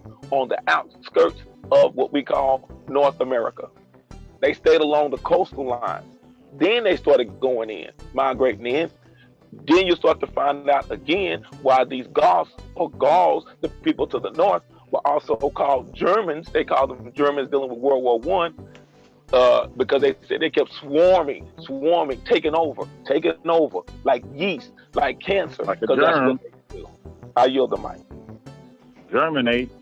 And even to touch on to what Brother Dudu just said, you can read Spanish records for yourself that states when they came over here, I think we was doing this a couple of days ago, that when they came over, in Texas alone, they found 400 structures, and the closest thing that they can identify them to is a mosque. That the reason why they put the term Moors on our people, because they looked how our women would dress and dancing, and the most simplest thing that they was able to link it to was the Moors. That's how that name gets here. It's recorded in history and records. Which is why, to my own research, has led to over 13 establishments called Matamoras. Matamoras means more killers. Because in order for them to set up these forts, they had to kill or push out those that were there. That's why I said, study all of these forts. Even, like I said, the name of these towns and cities that are still called Fort today. Because here in Texas, Fort Worth. Florida, you got Fort Lauderdale. Arkansas, you got Fort Smith.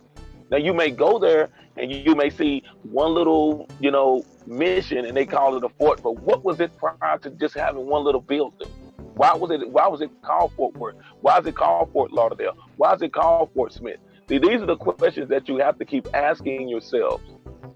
Why would they name this establishment? It's one still that is in South Texas, aka the Mexican border, called Matamoras, that is still there.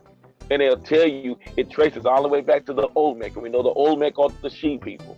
So, same people, and they look at the dress, they looked at the smell. Because remember, when they came over here, they described, they said how beautiful the women were. They couldn't wait to love on y'all. They talked about how the perfume smelled, the sweet fragrances that you had on. They knew nothing about that. They knew nothing about taking a bath. They knew nothing, absolutely nothing about that, because they were banned. They were the outcast. I yield the mic. And the closest thing they knew of it was Islamic cultures, which was ruling Spain before the Catholic Church got it. So that's why we get a lot of these titles with Moors and stuff like that, because that's the closest thing that they was able to compare us to. And what lands again? What Islamic cultures? All along Spain. the southern region in Europe. Yep, all of Spain. See, when people keep talking about Spain at this time, that they be hollering about Moors, it was an Islamic country. All of that over there. They study Islam. Not saying that, oh, this is a religious conversation. It's showing you how to put things in proper place in history. That government didn't change until the 1500s.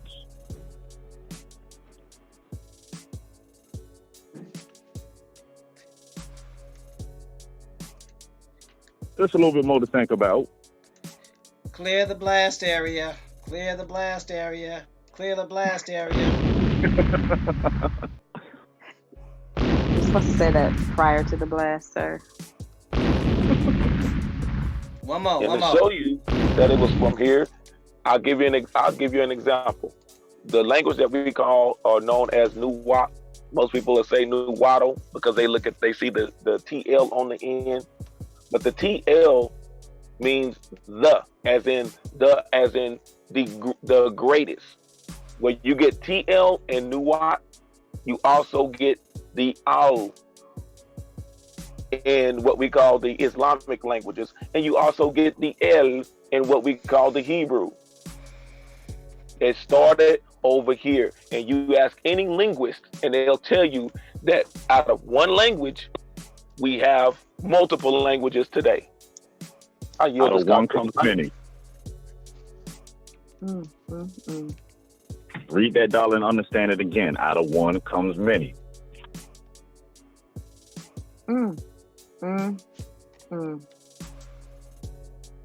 Perspective. Why that's not said on nobody else's form of currency? The U.S. currency says that out of one comes many. Why is that?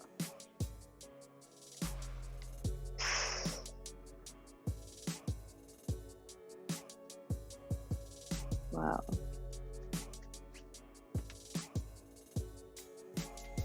Y'all still got y'all hard hats on? I need a new one.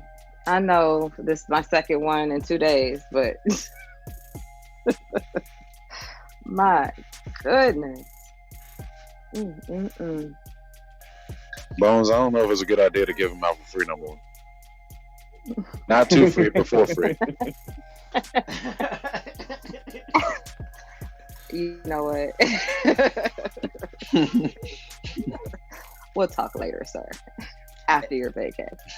Exactly, Copper Color Queen. She says, I just shared this with Hebrew Brother just now. This makes you look at everything and everyone different. Exactly. Indeed. You have to, because one of the biggest problems of our people is taking information and not researching and running with it because it sounds good or it sounds like it's an easy way for you to have a better life. We got to get out of that. We got to change that mindset. That's how they keep trapping us over and over and over. They can throw us something that looks shiny and flashy and we jump on it, no questions. Yeah, don't nobody ask where it came from. Don't nobody do any research. Don't nobody, and then people start spreading information. Basically rumors. You hear something that sounds good, you don't verify because it comes from somebody that seems to be a credible source, and then you repeat it, then somebody else repeats it. If people repeat it enough, then it becomes true.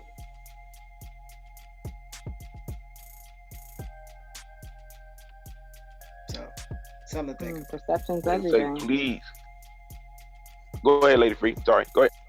No, I was just saying perception's everything. I was agreeing with what he was saying, that's all.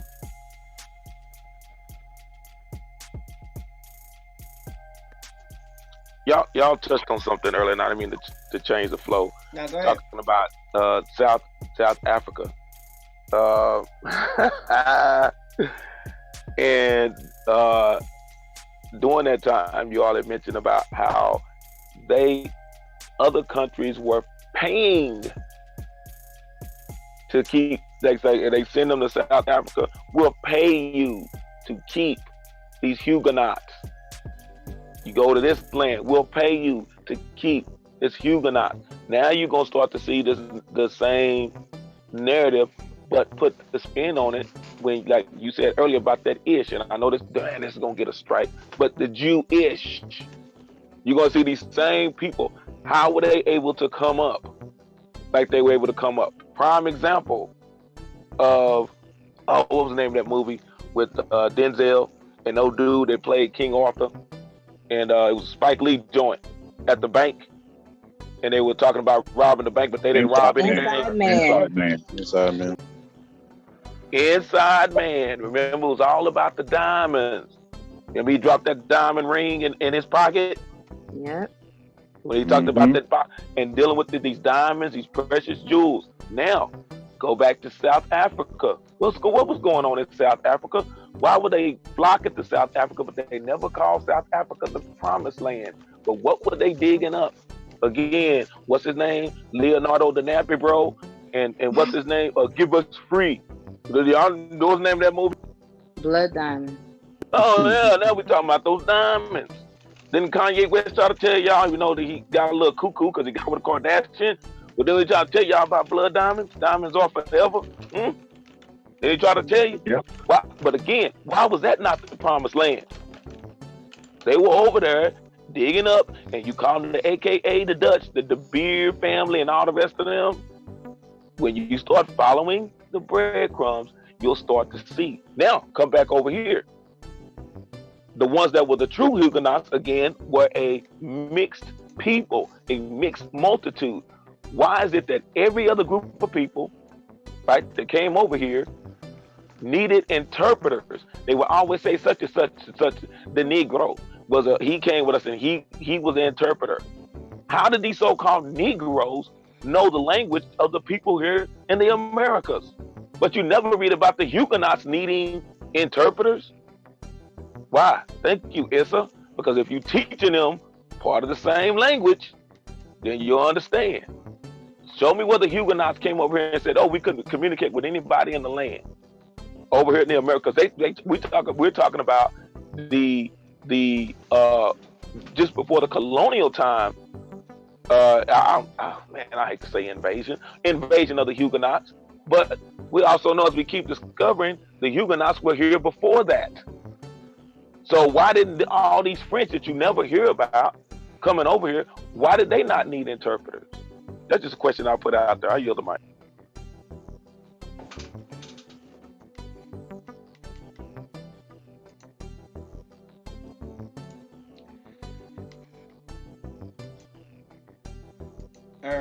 What? Ain't that something? Okay. Clear the blast area. Clear the blast area.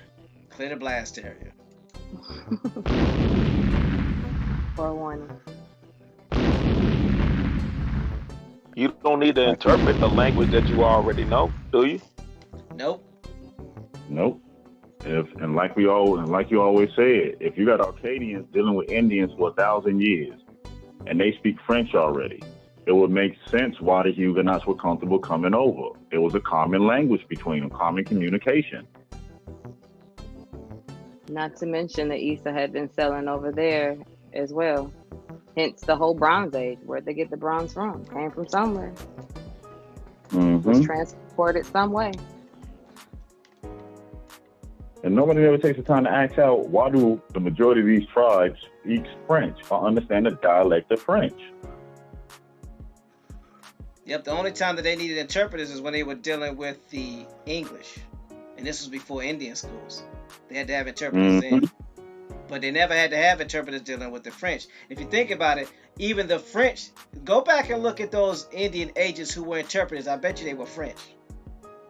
Yeah, because they did not need translators. Think about it. Joseph Brent was a chief who spoke French. Okay, so look, I don't know how I got this job, but Antonio says at the top of the hour, I got to catch everybody up. Jimmy Christmas. So, Doodle Vision came on and started breaking down about the language, about albino, which means white, which means these people were cast out because they were called white because they lived in the mountainous regions which meant white. So we tie that into the census. And then he started talking about how these Huguenots were being paid to be put into other places. So they paid, when I say they, the French paid to have South Africa keep the Huguenots there. And then the Isa end up going to get them and bringing them over here. And we taught them everything about timekeeping, which is the reason why they're in Swiss building those watches, because they got that from us. We taught them about the medicine, medu nature, which is a French word, which means medicine, or the art of medicine. And they talked about the Dark Ages and tying all that together. At the end of the day, the French has far more influence, and they have their hands in more stuff than we realize. And Duda was just bringing that to light. If you want to get more information on it, you can always listen to the show later on today. Did I do a good job? Sounds good to me. Message. You're welcome, Antonio. So I was I did what James says, and I looked up Abenaki. And it says the Abenaki are a Native American tribe and First Nation. They are the one Algonquin-speaking peoples of northeastern North America. So we know that Algonquin was something that the French understood. The Abenaki originated in Quebec and the Maritimes of Canada, and in the New England region of the United States, a region called Wabanaki. Remember, Wa is French, meaning dawn land. In the Eastern Algonquin languages, the Abenaki are one of the 5 members of the Wabanaki Confederation. Remember, the Wabanaki Confederation was a confederation that actually fought in the early 1700s and ended up going over to Austria. Abenaki is a linguistic. I'm sorry, go ahead. And didn't the Wabanaki allow these French people to identify as tribes, if I remember correctly, the ones that was on this land? I think so. It may explain it here. It says Abenaki is a linguistic and geographical grouping. Historically, there was not a strong central authority, as listed below. There were numerous smaller bands and tribes who shared many cultural traits. They came together as a post-contact community after their original tribes were decimated by colonization, disease, and warfare. And then it goes on to read, the word Abenaki and its syncope, Abenaki, are both derivative from Wabanaki or Wobanakiak, meaning people of the dawn land in the Abenaki language. While the two terms are often confused, the Abenaki are one of the several tribes in the Wabanaki Confederation, and it's derived from Woban, dawn or east, and Aki, land. Compare Proto-Algonquin, Wapan, and Oxy. The Aboriginal name of the area broadly corresponding to New England and the Maritime. It is sometimes used to refer to the Algonquin-speaking people of the area: Western Abenaki, Eastern Abenaki, Wolastoqiyak, Passamaquoddy, and Micmac as a single group. Now remember, the Micmac were the ones that had the hieroglyphs that they used to derive the Latin from. Latin. Mm-hmm. The Abenaki people also called themselves Alanyobak, meaning real people, and by the autonym Alanamba, meaning men. So then they go on to read the subdivisions. Golden Moon says, "Do we have the year that that they came here?" When you say they, do you mean the Huguenots? Golden Moon, when you say they?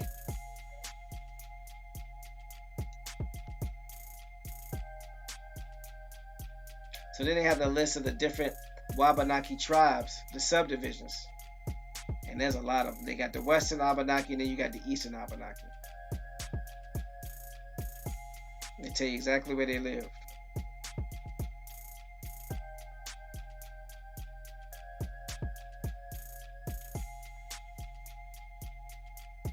So these are the ones that came across the northern French.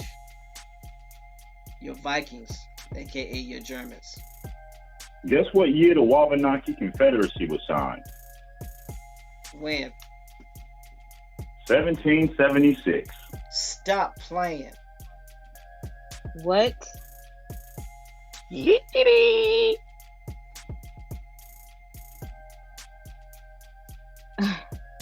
It states, the Wabanaki Confederacy are a First Nations and Native American. This gets me, it says First Nations and Native Americans, because Native American is just somebody who's born on the soil. But it says Wabanaki Confederacies are the First Nations and Native American Confederation of five, via the Treaty of Watertown, signed in 1776 by the Micmac and, Passamaquoddy, two of its constitutional tribes.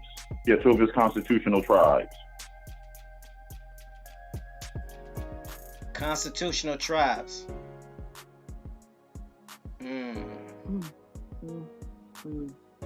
Guess what their common languages are? Abenaki. Malecite, Passamaquoddy, Micmac, English, and French. So what is Latin again if they created it? What is Latin again if they created it? Sound like a mixture of Abenaki, Micmac, Passamaquoddy, English, and French to me. That's their common languages, and they're the predecessors to what we know as Latin. A universal language for everybody to communicate. What languages are today? Your law is Latin. I'm sorry, Lady Free. Go ahead. Thank you. Nope. You're answering the question I'm asking as I'm asking it.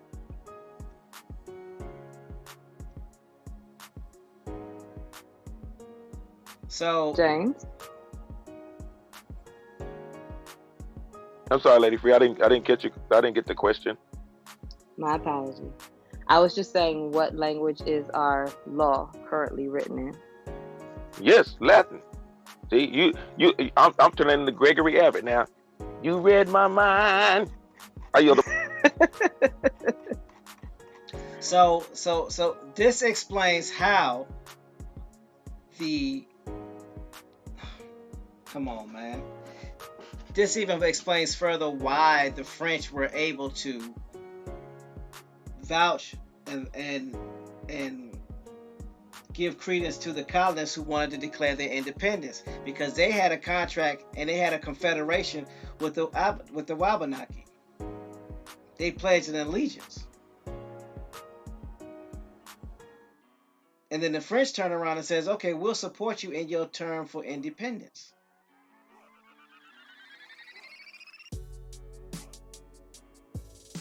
But to throw the monkey wrench into it, the French supported the Iroquois Confederation and the Wabanaki Confederation, who were enemies against each other.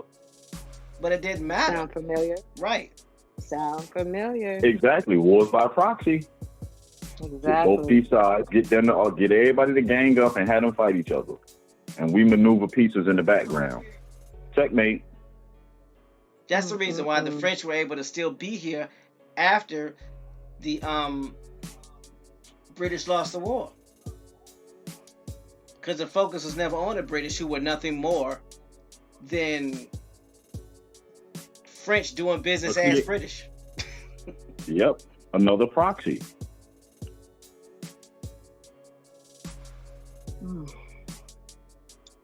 To make these our ancestors join confederations and join in the fight, you created a boogeyman. You created an enemy to force people to band together.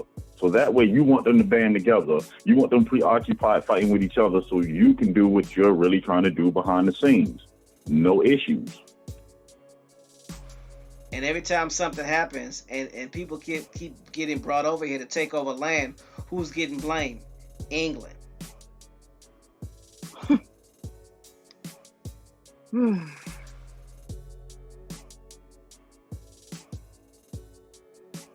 Making you think it's in your best interest to have deals with the French because they're helping you fight these so-called British that were the French. or as you would say, the French doing business as the British. DBA. Come on, son.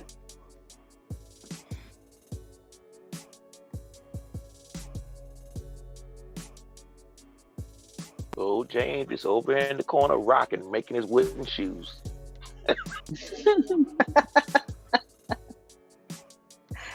Oh wow.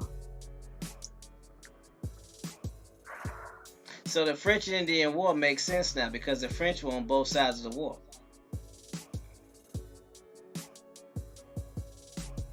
Your northern Fine, French both. versus your southern French. Mm-hmm. And they use the Indians to fight.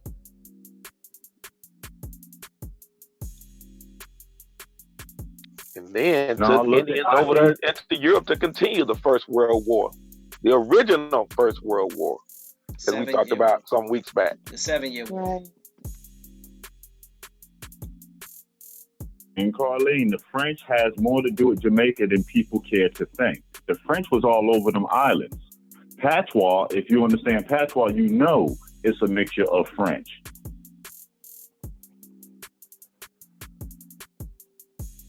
Even the word patois is French. It's French. See, they just erased their history from the islands where you think the British. Or the Spanish. Mm-hmm. But you got to remember, shows that say Dutch or Belgium, that's French.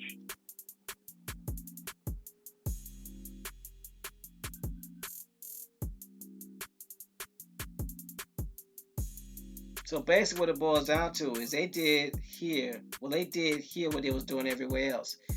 They infiltrated, started doing business as, and you actually thinking it's the Indians, when it's actually them controlling the Indians.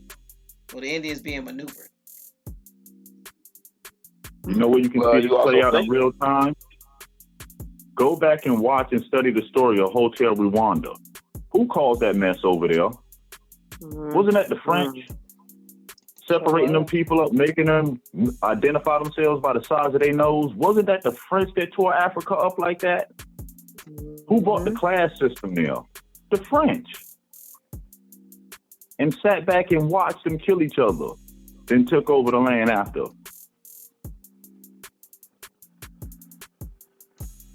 Terrible. But who took the blame for that?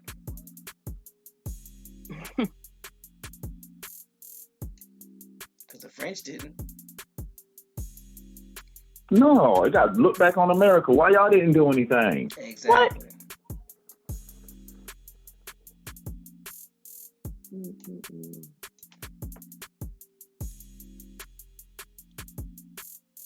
It's hard to lose a chess game when you playing both sides of the board. Got that right. You never lose. House always wins.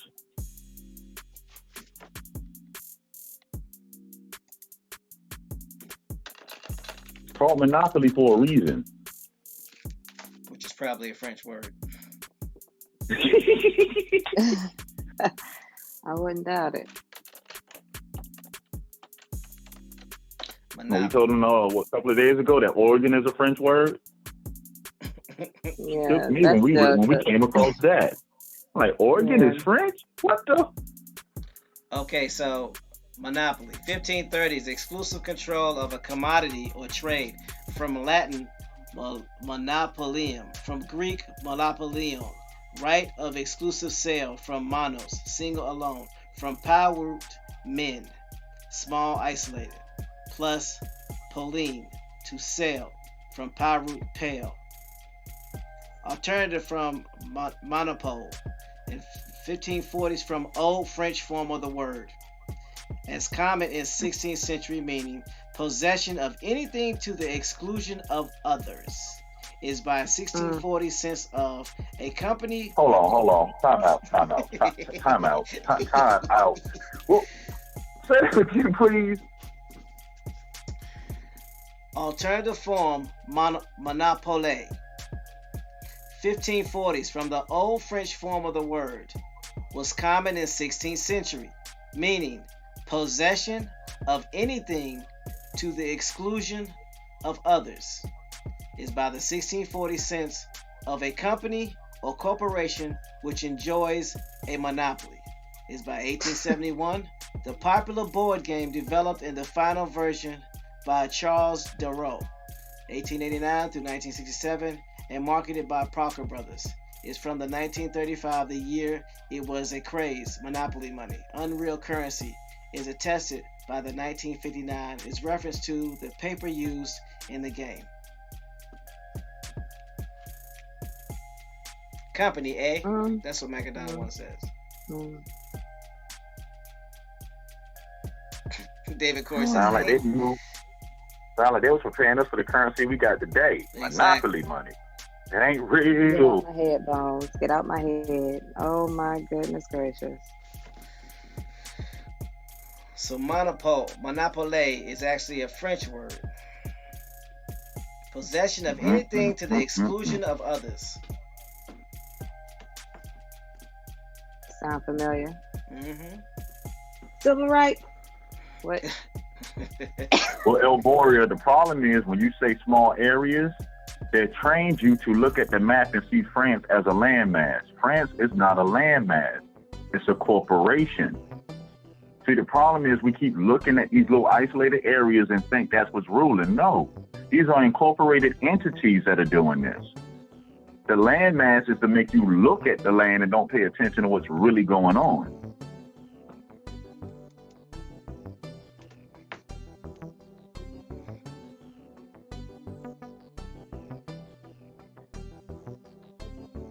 At the end of the day, you got to look at it from this perspective. When France was dealing with Britain, or at that time England, they was using monarchs the way that they use corporations over here. Meaning, they took over, you had a king that was French. He became king of England by denouncing Protestantism and declaring Catholicism. He changed entities. And then he made it so that the French can still practice their religion of Protestantism. So he was actually a French king ruling an English colony. Yep. So he was a French king doing English. He's a French king doing business as an English king. So when he came over here and saw how we were operating, and we had councils and we had constitutions and bylaws, they just took that same mindset and put it into our constitutions. That's how they ended up taking it over. They took it over from the inside, the same way they did You can with never the Europeans. Go ahead, Bones. You can never change a system from the outside. That has never happened. You must be inside to spark change. True.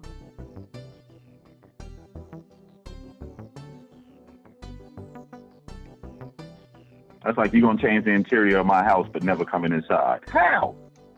I want to see this one.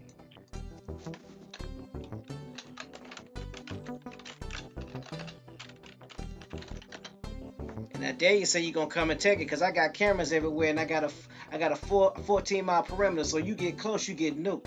Come take it if you want to. I'm just saying. So, house, because, Bones did mention, house always wins. Old English hus, dwelling, shelter, building designed to be used as a residence. From Proto-Germanic husan, source also of Old Norse or Old Frisian hus, Dutch huis, German house, or unknown origin, perhaps connected to the root of hide. In Gothic, only in Guthus, temple, literally, God house. The usual word for house in Gothic being, according to Old Razin, meaning family, including ancestors and descendants, especially if noble, is from 1000 Zodiac. Since it is first attested late 14th century, the legislative sense 1540s is transferred from the building in which the body meets, meaning audience in a theater, is from 1660s. From the theater itself, playhouse, meaning place of business, is 1580s. The specialized college and university sense also applies to both buildings and students collectively, a double sense found early in the reference to religious orders. As a dance club DJ music style, probably from the Warehouse, a Chicago nightclub where the style is said to have originated.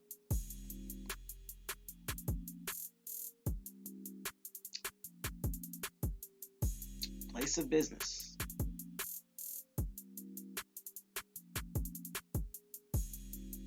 Including ancestors and descendants, especially if noble.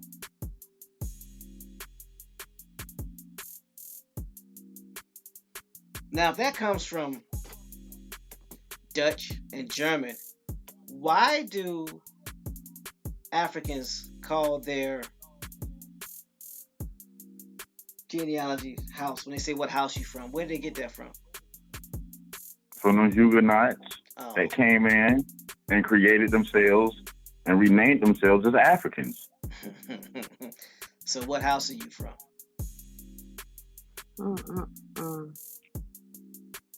House of Cards.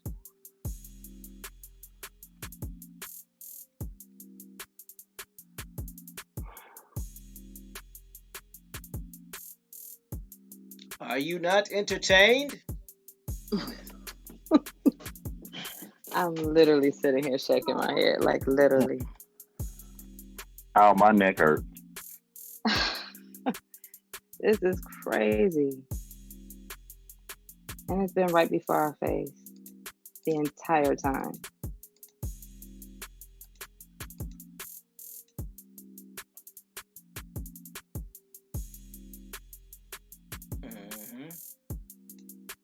Like I said, they create an illusion.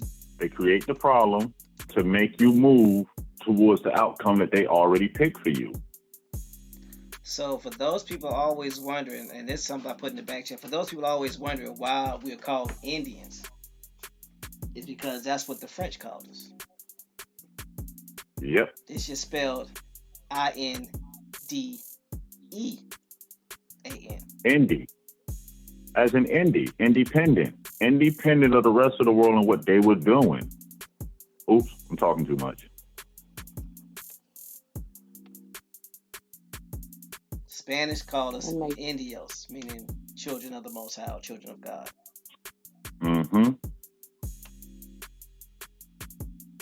It makes their perception of seeing you as people of the Creator or people without a God make sense either way, knowing who they are and how they think and what they would call you. Look at it this way.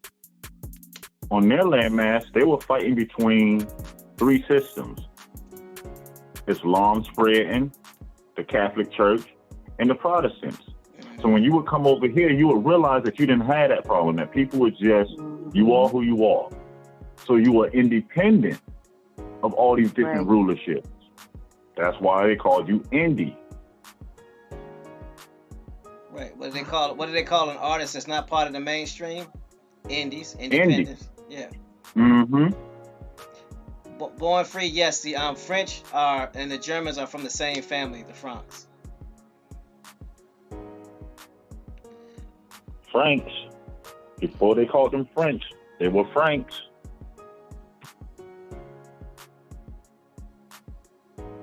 Frank, hot dog. That's why I don't eat them now. Ew. You know what? Double ew. Hey, what happened?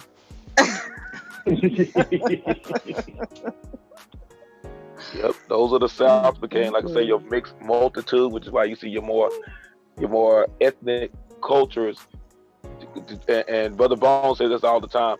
Don't separate Southern Spain from North and West Africa. Don't separate those two. Get your face off that couch, please. Uh-oh. I got him. My face is not on the couch. They're too close. They're too close for people to be separating. We can throw stones back and forth at each other. And just keep noticing how the southern part of Spain, southern part of France, getting into Turkey and Italy and Greece, how their culture is totally different from the northern part of Europe. Same landmass to, like I say, what we know as the Southern French were that mixed multitude. That's why I go back again and ask, what happened to the Minoans? They just keep saying they mysteriously disappeared. Where did they go? Who are they? So what we did was some research because we pay attention when you talk, and there was a major eruption near Crete. Multiple. Volcanic eruption. Yeah, volcanic eruption. And they end up leaving because they were familiar with that area having volcanic eruptions, and a lot of them went to Europe. I mean, a lot of them went to Egypt, and a lot of them went to other parts of Europe. Yep. So they dispersed. Selling them in North Africa. Could these be another set of the other? What you say, Could James? those be? Oh, sorry. No, I was saying that some of them came over here because, if you look at the Afrikaner plates, y'all were fighting those Lesbos, still fighting them today in the Americas. I yield the mic. That's the truth. It made me think for a second. You know how they say when the Huguenots went into Africa, there were other European immigrants? Would the Minoans be considered European immigrants? Just a question. I mean, that is considered Europe over there, yeah. Couldn't some of them be in them colonies that was already set up down there too? They needed a new home. They just got blowed off the map. Copper Color Queen says, okay. She says, y'all, I'm trying to listen at work, but my expressions are taking over with what's being said. We sorry. Sorry, Copper I Color love Queen. this test so much. Sorry, sis. I mean, we discovering this like y'all are, so you should see our faces. Hang in there. Just tighten your chin strap. Or put a pillow on top of your head. I don't know what to tell you. She said she love it though. Yep, Copper Color Queen, don't unplug those headphones. Don't do it. Don't put it on speaker. Oh. Ooh, yeah. No, they ain't ready. They not ready. What do you mean the world is French? That's not possible. Ooh la la. Pamela Hall says she's lost. She missed too much. Basically, Pamela, what it basically boils down to is that the French, the Huguenots, have infiltrated so much of America to where everything needs to be rethought, relooked at, retold, revamped, re-questioned. Everything that we thought was true needs to be thought of again. So let's look at it from this perspective. The French have been here, meaning in the Americas, for thousands of years, particularly your northern French from the north, or your Vikings, the Acadians. Then you have the Huguenots, who have been here for a long time as well. Now, here's the thing. North and South France have been here before anybody else got here. The Spanish and the English, even though they're the same part of the same country. But the French-speaking part of France has been here longer than anybody else. But they have come under different names, different titles, under a disguise to make England take the blame for everything that happened to this country. That's why they taught us English. That's why every time something happens, we point to England. Even to this day, we are more concerned with the monarch of London or England than we are with the monarch of France. Does anybody know what type of governance France even has? We can tell you. They have a president now. I think maybe. I think they have a president. Right, but we can tell you all about the Queen of England and her monarch and who's running who and who's related to who. That's done on purpose. Who's in the line of succession? Exactly. Who had a baby? It's all a diversionary tactic to keep our focus on everybody but France. So, to make it simple and plain, you have British, you have English, you have Spanish. We've always looked at ish as a term of meanings is similar to but not quite the exact. Close but not quite, right? Ish. Then you got French.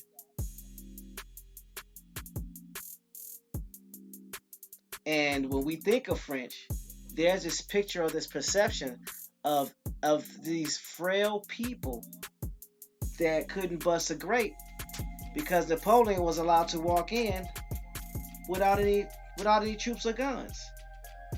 That was done intentionally. Everybody got their hard hat on? Go ahead, hit him with it, Bones. What you got? Government of France. The government of the French Republic. French government de la République Française, exercises executive power in France. It is composed of a prime minister, who is the head of the government, and both junior and senior ministers. Senior ministers are titled as ministers, French ministers, whereas junior ministers are titled as secretaries of state. Don't these governmental titles sound familiar to the ones that we got? Secretary of State, your ruler is a minister. I'm just saying. Oh, Tiff said it. French connection. Clear the blast area. Clear the blast area. Clear the blast area. One more time. One more again. All right, I'm done. But that's a good question. If in France, they title their rulers as ministers.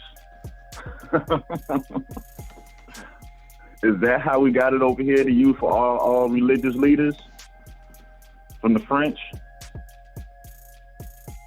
And here's another thing to think about. The French called us Indians. Why are the Native Americans not allowed to use that term? Because what is a Native American? A Native American is a person that was born on this landmass. See, over time, they made the Native American and the Indian the same person. But if you study history, it's two different people. And on the census, they're separated. American Indian Two and different Native people. American. So if the Native American never declares that they're Indian, then who are the Indians? The French told you. The Spanish told you.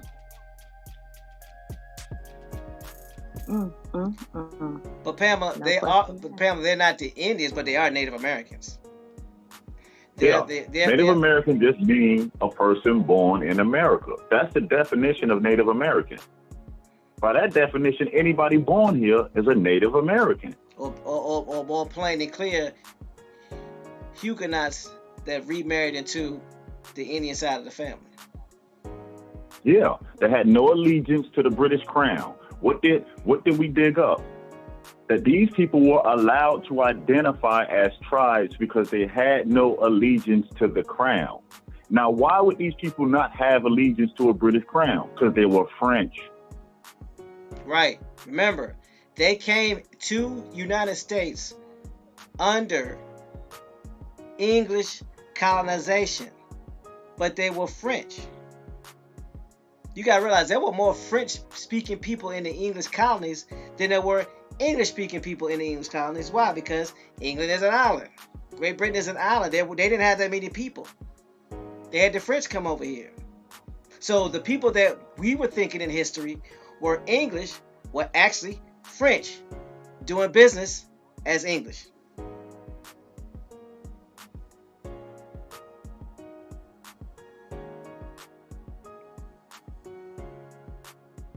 Fact, El Boria, because when a lot of people talk about Spain, they keep forgetting the spread of Islam into Spain. That go back to the Crusade Wars. When they were leaving from northern France, going down fighting, they were fighting in Spain.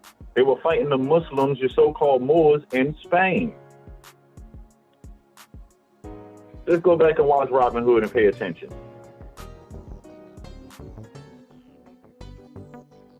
David Corey says, so stop being mad at all whites. You still mad. David.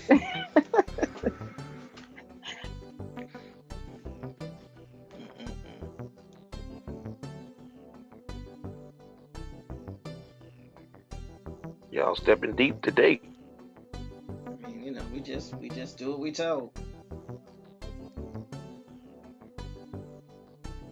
What you say? Follow the shoes. They don't have no rubber soles, so. Pamela says, she says, I call all those that were born native, I call them anchor descendants.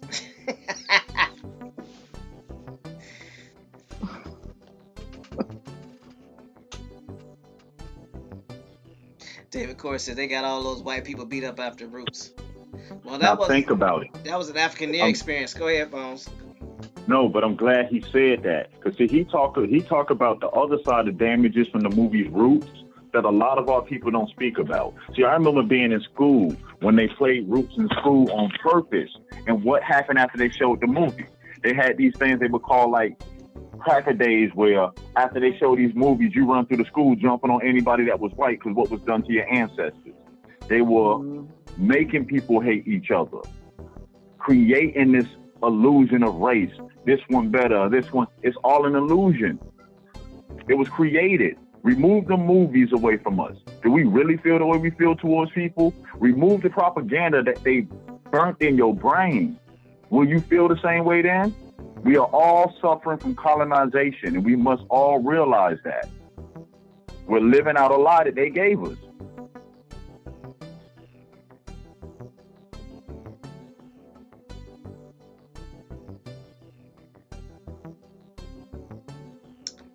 Basically, they conned you out your luxury yacht, put you on a bicycle, you got comfortable with it, and now you mad. The proverbial you is us. So instead of going back and get your yacht, you want to go build another yacht, totally independent of the yacht that already exists. You want to reinvent the wheel. And then you want to create this army where there's no other army on this continent besides the one that exists, that's on that yacht that belongs to you. Okay.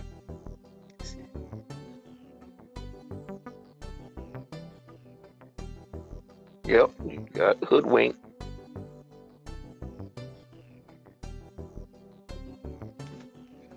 And just to show y'all, I know we're going probably wrapping up here, but to show y'all to distinguish between these two different groups of people.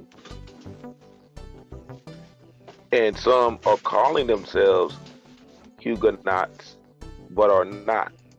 Don't ask me to say that again. Here's the difference. Thanks, Issa. Those that you all brought over here in the Great Canoe,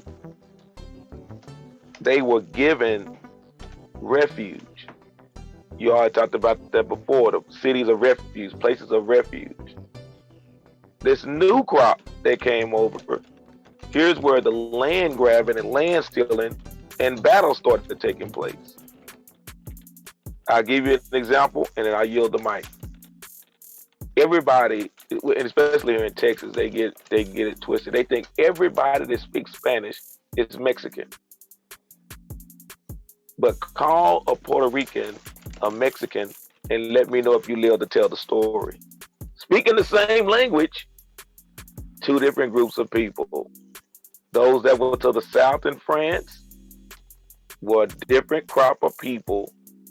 I say this, they were an extension of a bloodline because those to the south were a mixture of people, and those that later became known as Moors, and then they use the same terminology as Brother Bones put as Moors over here. Because at that time, remember, those that are now known as Jews or quote unquote Hebrews and Moors, they were pretty much considered one of the same people.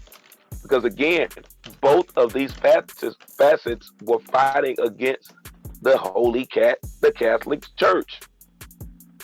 Think about it.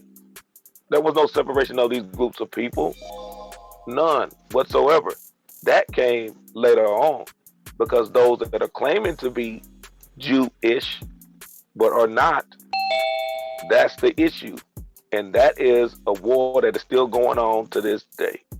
I yield the mic. And remember, they say Jewish. They're like it. They're not it. It's a likeness too. Remember the ish at the end of it and what it really means.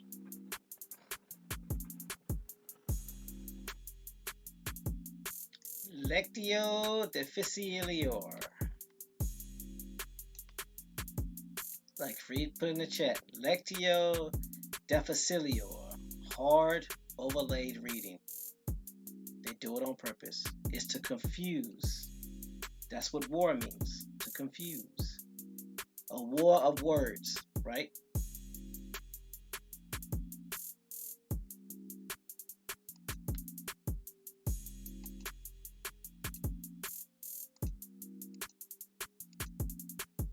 Because they learned in time over physical wars, there is no winner in a physical war.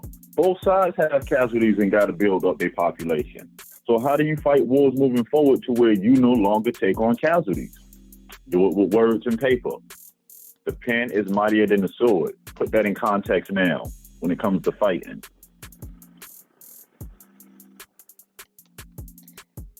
You gotta find out who's who. Now I'm gonna end on this note because I'm gonna be quiet. 83, you can break this down. What we know in a collection of books, and I'm not trying to make this religious, but the collection of books or gatherings that we call the Bible, that we have Adam, right? And we know that both were called Adam. But we also know that there is a word that is used to describe them and what took place. You call the male is Ish and the female is Isha. Remember in there it says, if you eat of this fruit, you shall be like gods. Not gods, you shall be Ish. I yield the mic. You just literally broke that all the way down. Goddess.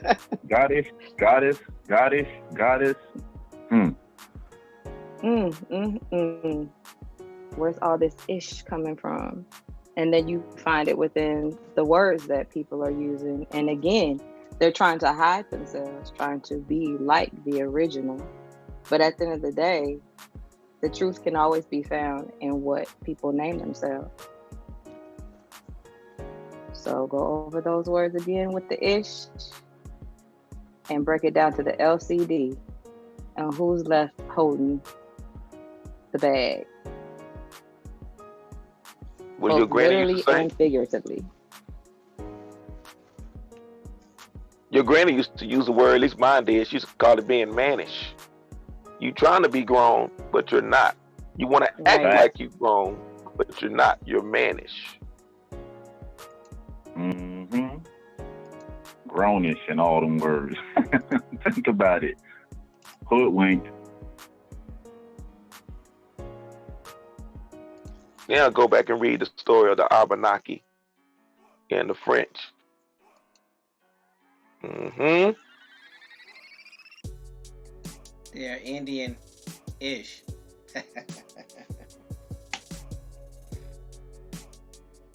Yep.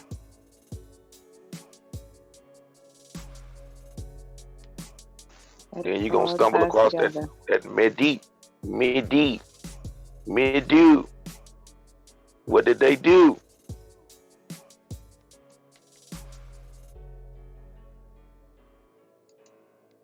With the Medi piece, it ties into why we found out that a lot of them were tied to apothecary, which ties to pharmakia.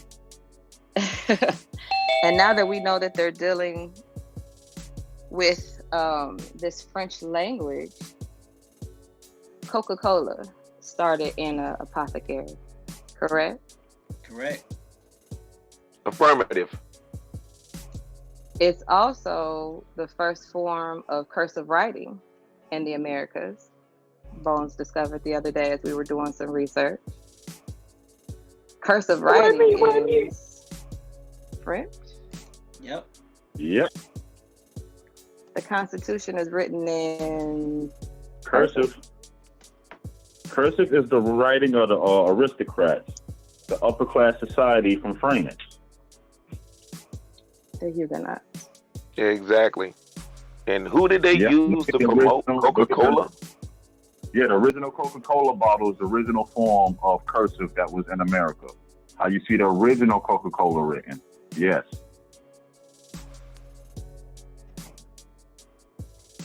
And who did they You use can to also promote look it up. Coca-Cola? They used us to promote Coca-Cola.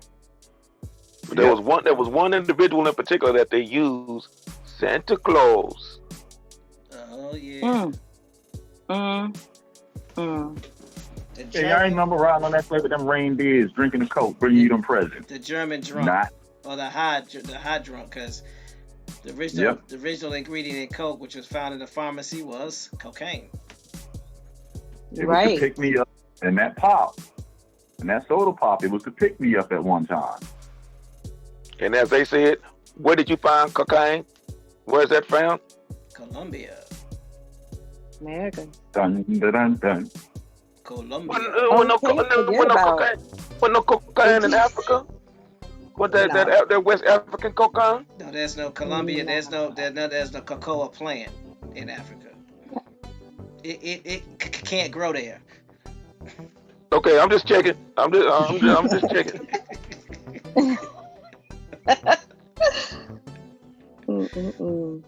And y'all see Holmes and Watson? What were they promoting?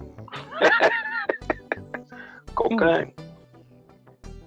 Don't forget about the polar bear promoting Coca-Cola as well. The animal that has white fur but black skin. Black skin. Yeah, that was a symbolism for something. People didn't catch it.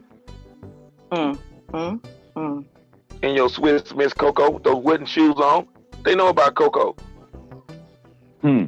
Thanks, Issa. You're welcome. We're fixing it.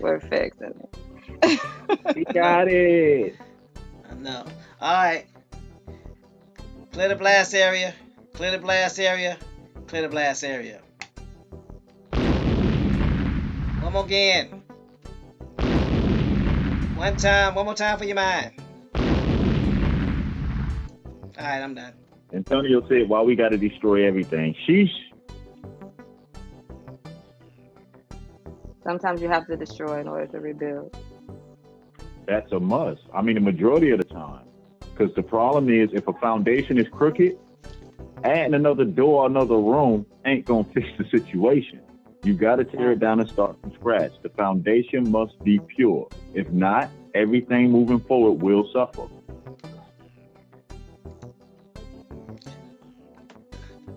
Exactly, Copper Tribe. They still use it in little energy drinks. And look, we're not destroying everything. We're just asking questions, which happens to dismantle a thought process of indoctrination. I'm just saying. Gotta return to the original ways. We've had enough of Europeanized thinking. And also, who was it that mentioned it earlier when they talked about cursive? They put curse in there. Oak Cliff says curse. If you think about it, I can't curse you, but I can get you to curse yourself. The pen is mightier than the sword. Right. When they had the inkwells, they would dip something into the inkwells to start writing. So how do they do that? How do they get us to start trusting them? As Free always says, they plunged their sword into the ground and came in the name of religion. Well, that sword can also be used as an ink pen if you plunge it into an inkwell. Something to think about. You want to know why it's a curse? Because our ancestors did not understand cursive. Remember when they were signing the treaties, how did the chief sign? With an X. Marks the spot. That's why you're cursing yourself, because it's a writing form that you could not understand. Just like they reusing it again to make our children curse themselves is why they took it out of school and education on this side of the planet. On everybody else is still using it. They never stop. And now documents are used. They use block letters, but your signature is still in what? Cursive. Cursive. To be legally binding, you must sign it. And if you can't sign in cursive, guess what? Oops. And now they've taken cursive writing out of schools and they've presented electronic signatures to the masses. So if you can't read cursive, can you read those documents that are supposed to be set up? Or, I mean, what happens to the next generation, again, if we don't do something now? Children can't even read the Constitution. Think about that. Bill of Rights, all these original documents, they can't read them and understand them if they don't understand cursive. And if you look at the genealogy and you look at the census, they were all written in cursive at one particular time. And now they have this software on Ancestry that's supposed to read it for you. Well, they can get it. They can't get away with changing what those meanings mean now because we understand cursive writing. But in another 20 years, they can make those documents say what they want to say. Instead of it saying mulatto, they can make it say African. I'm just saying. Because if you can't read cursive, how would you know they even changed the records? Thank you. You have to realize this new program that they're doing, the mistake is a lot of us think it's directed at us. It's directed at our children. We already got colonized minds, whether you want to believe that or not. But these newborns is coming into existence now, they don't. The program is designed to catch them. Exactly. Because they can't change us.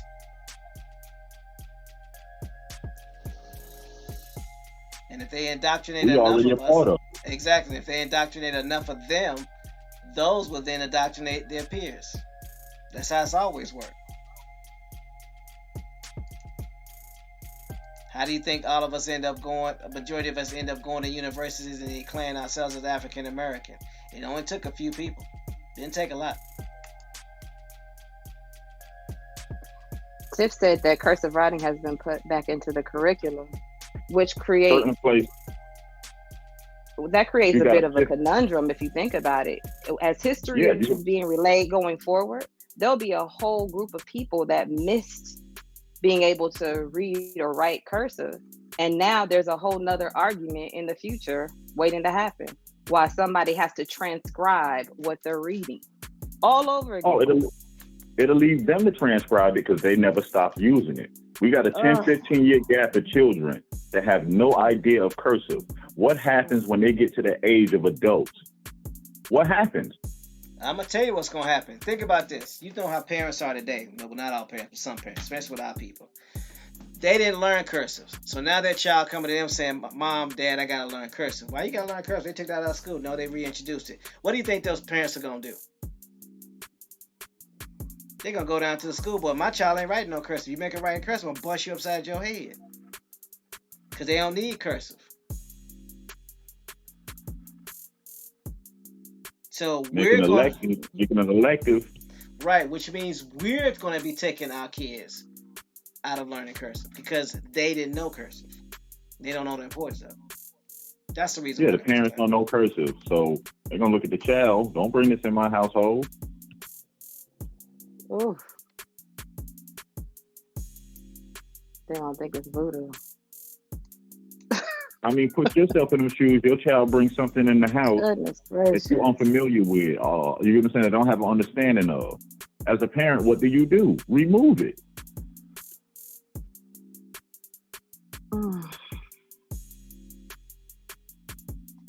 Everything a parent would do would be for that child. So why do you think they market towards the children?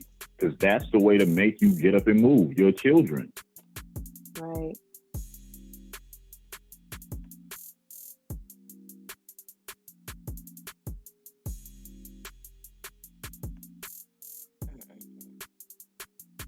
Things that make you go, or ow, whichever one you prefer.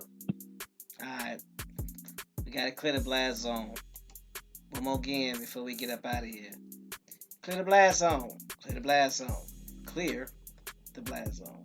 3 times for your mind. 2 more times. 1 more again. I'm done.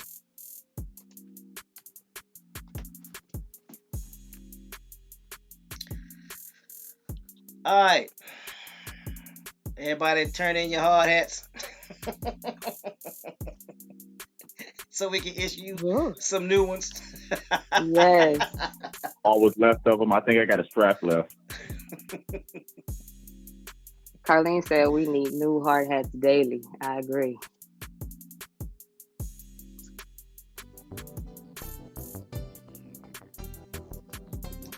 Wow. So as we come to the conclusion of today's exposure about the Huguenots of influence,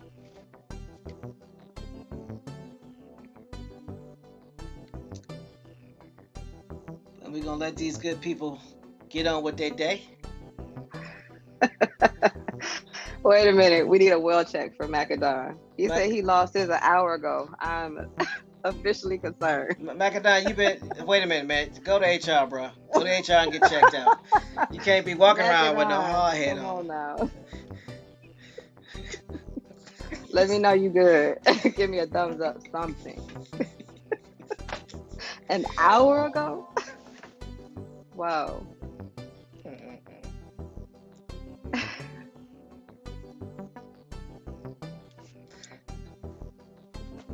We look forward to seeing you All right, again, good people. Alboria. Have a blissful day. Exactly. So we know we got go out the right way. Everybody gotta say their piece. Ladies first. Free. What you got for the good people before we head on up out here? Well, thank you. As always, it's been a pleasure and an honor to work amongst you all.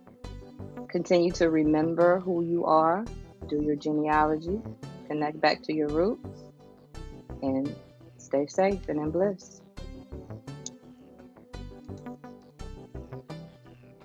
Doodle Vision, aka James Flame, aka Dr. Jibby.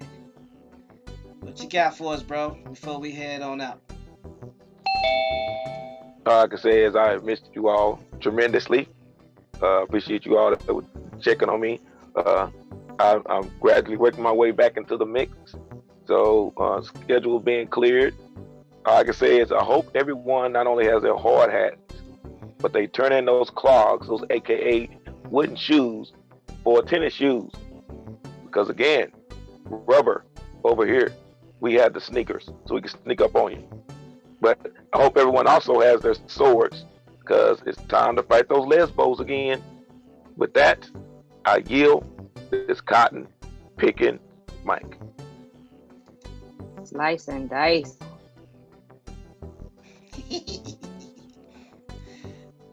No sellout. What you got for us before we head on out?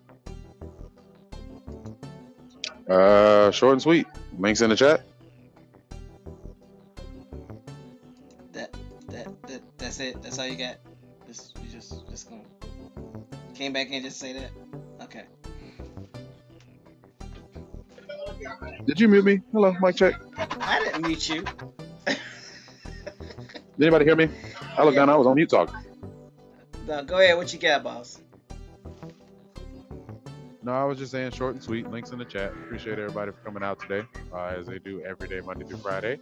If you have any questions, comments, concern, or corrections, please email us at octationassembly@gmail.com. Thanks.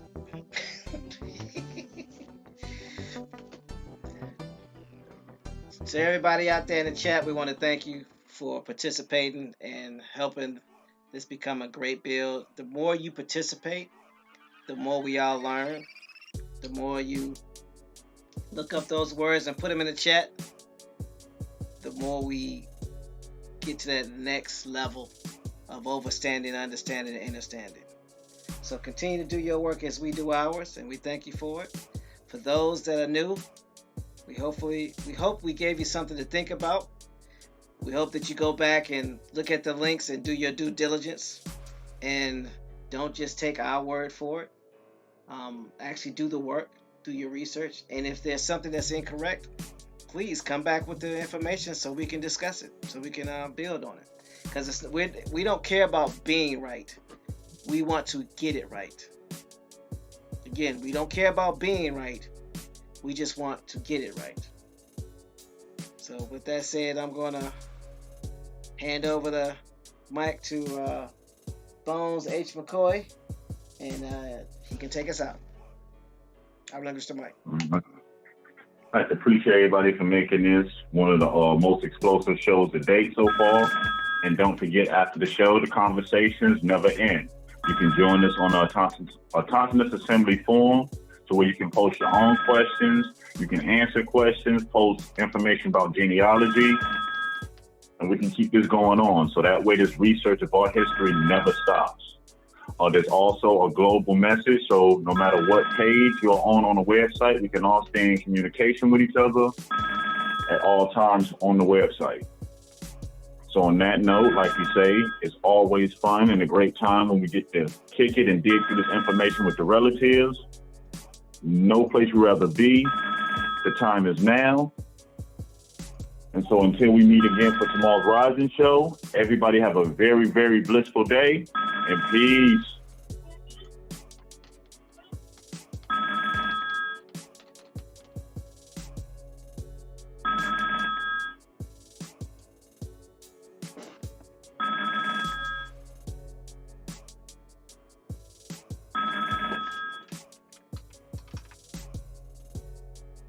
Hello, Thomas Harrelson. You have a caller. To accept the call, press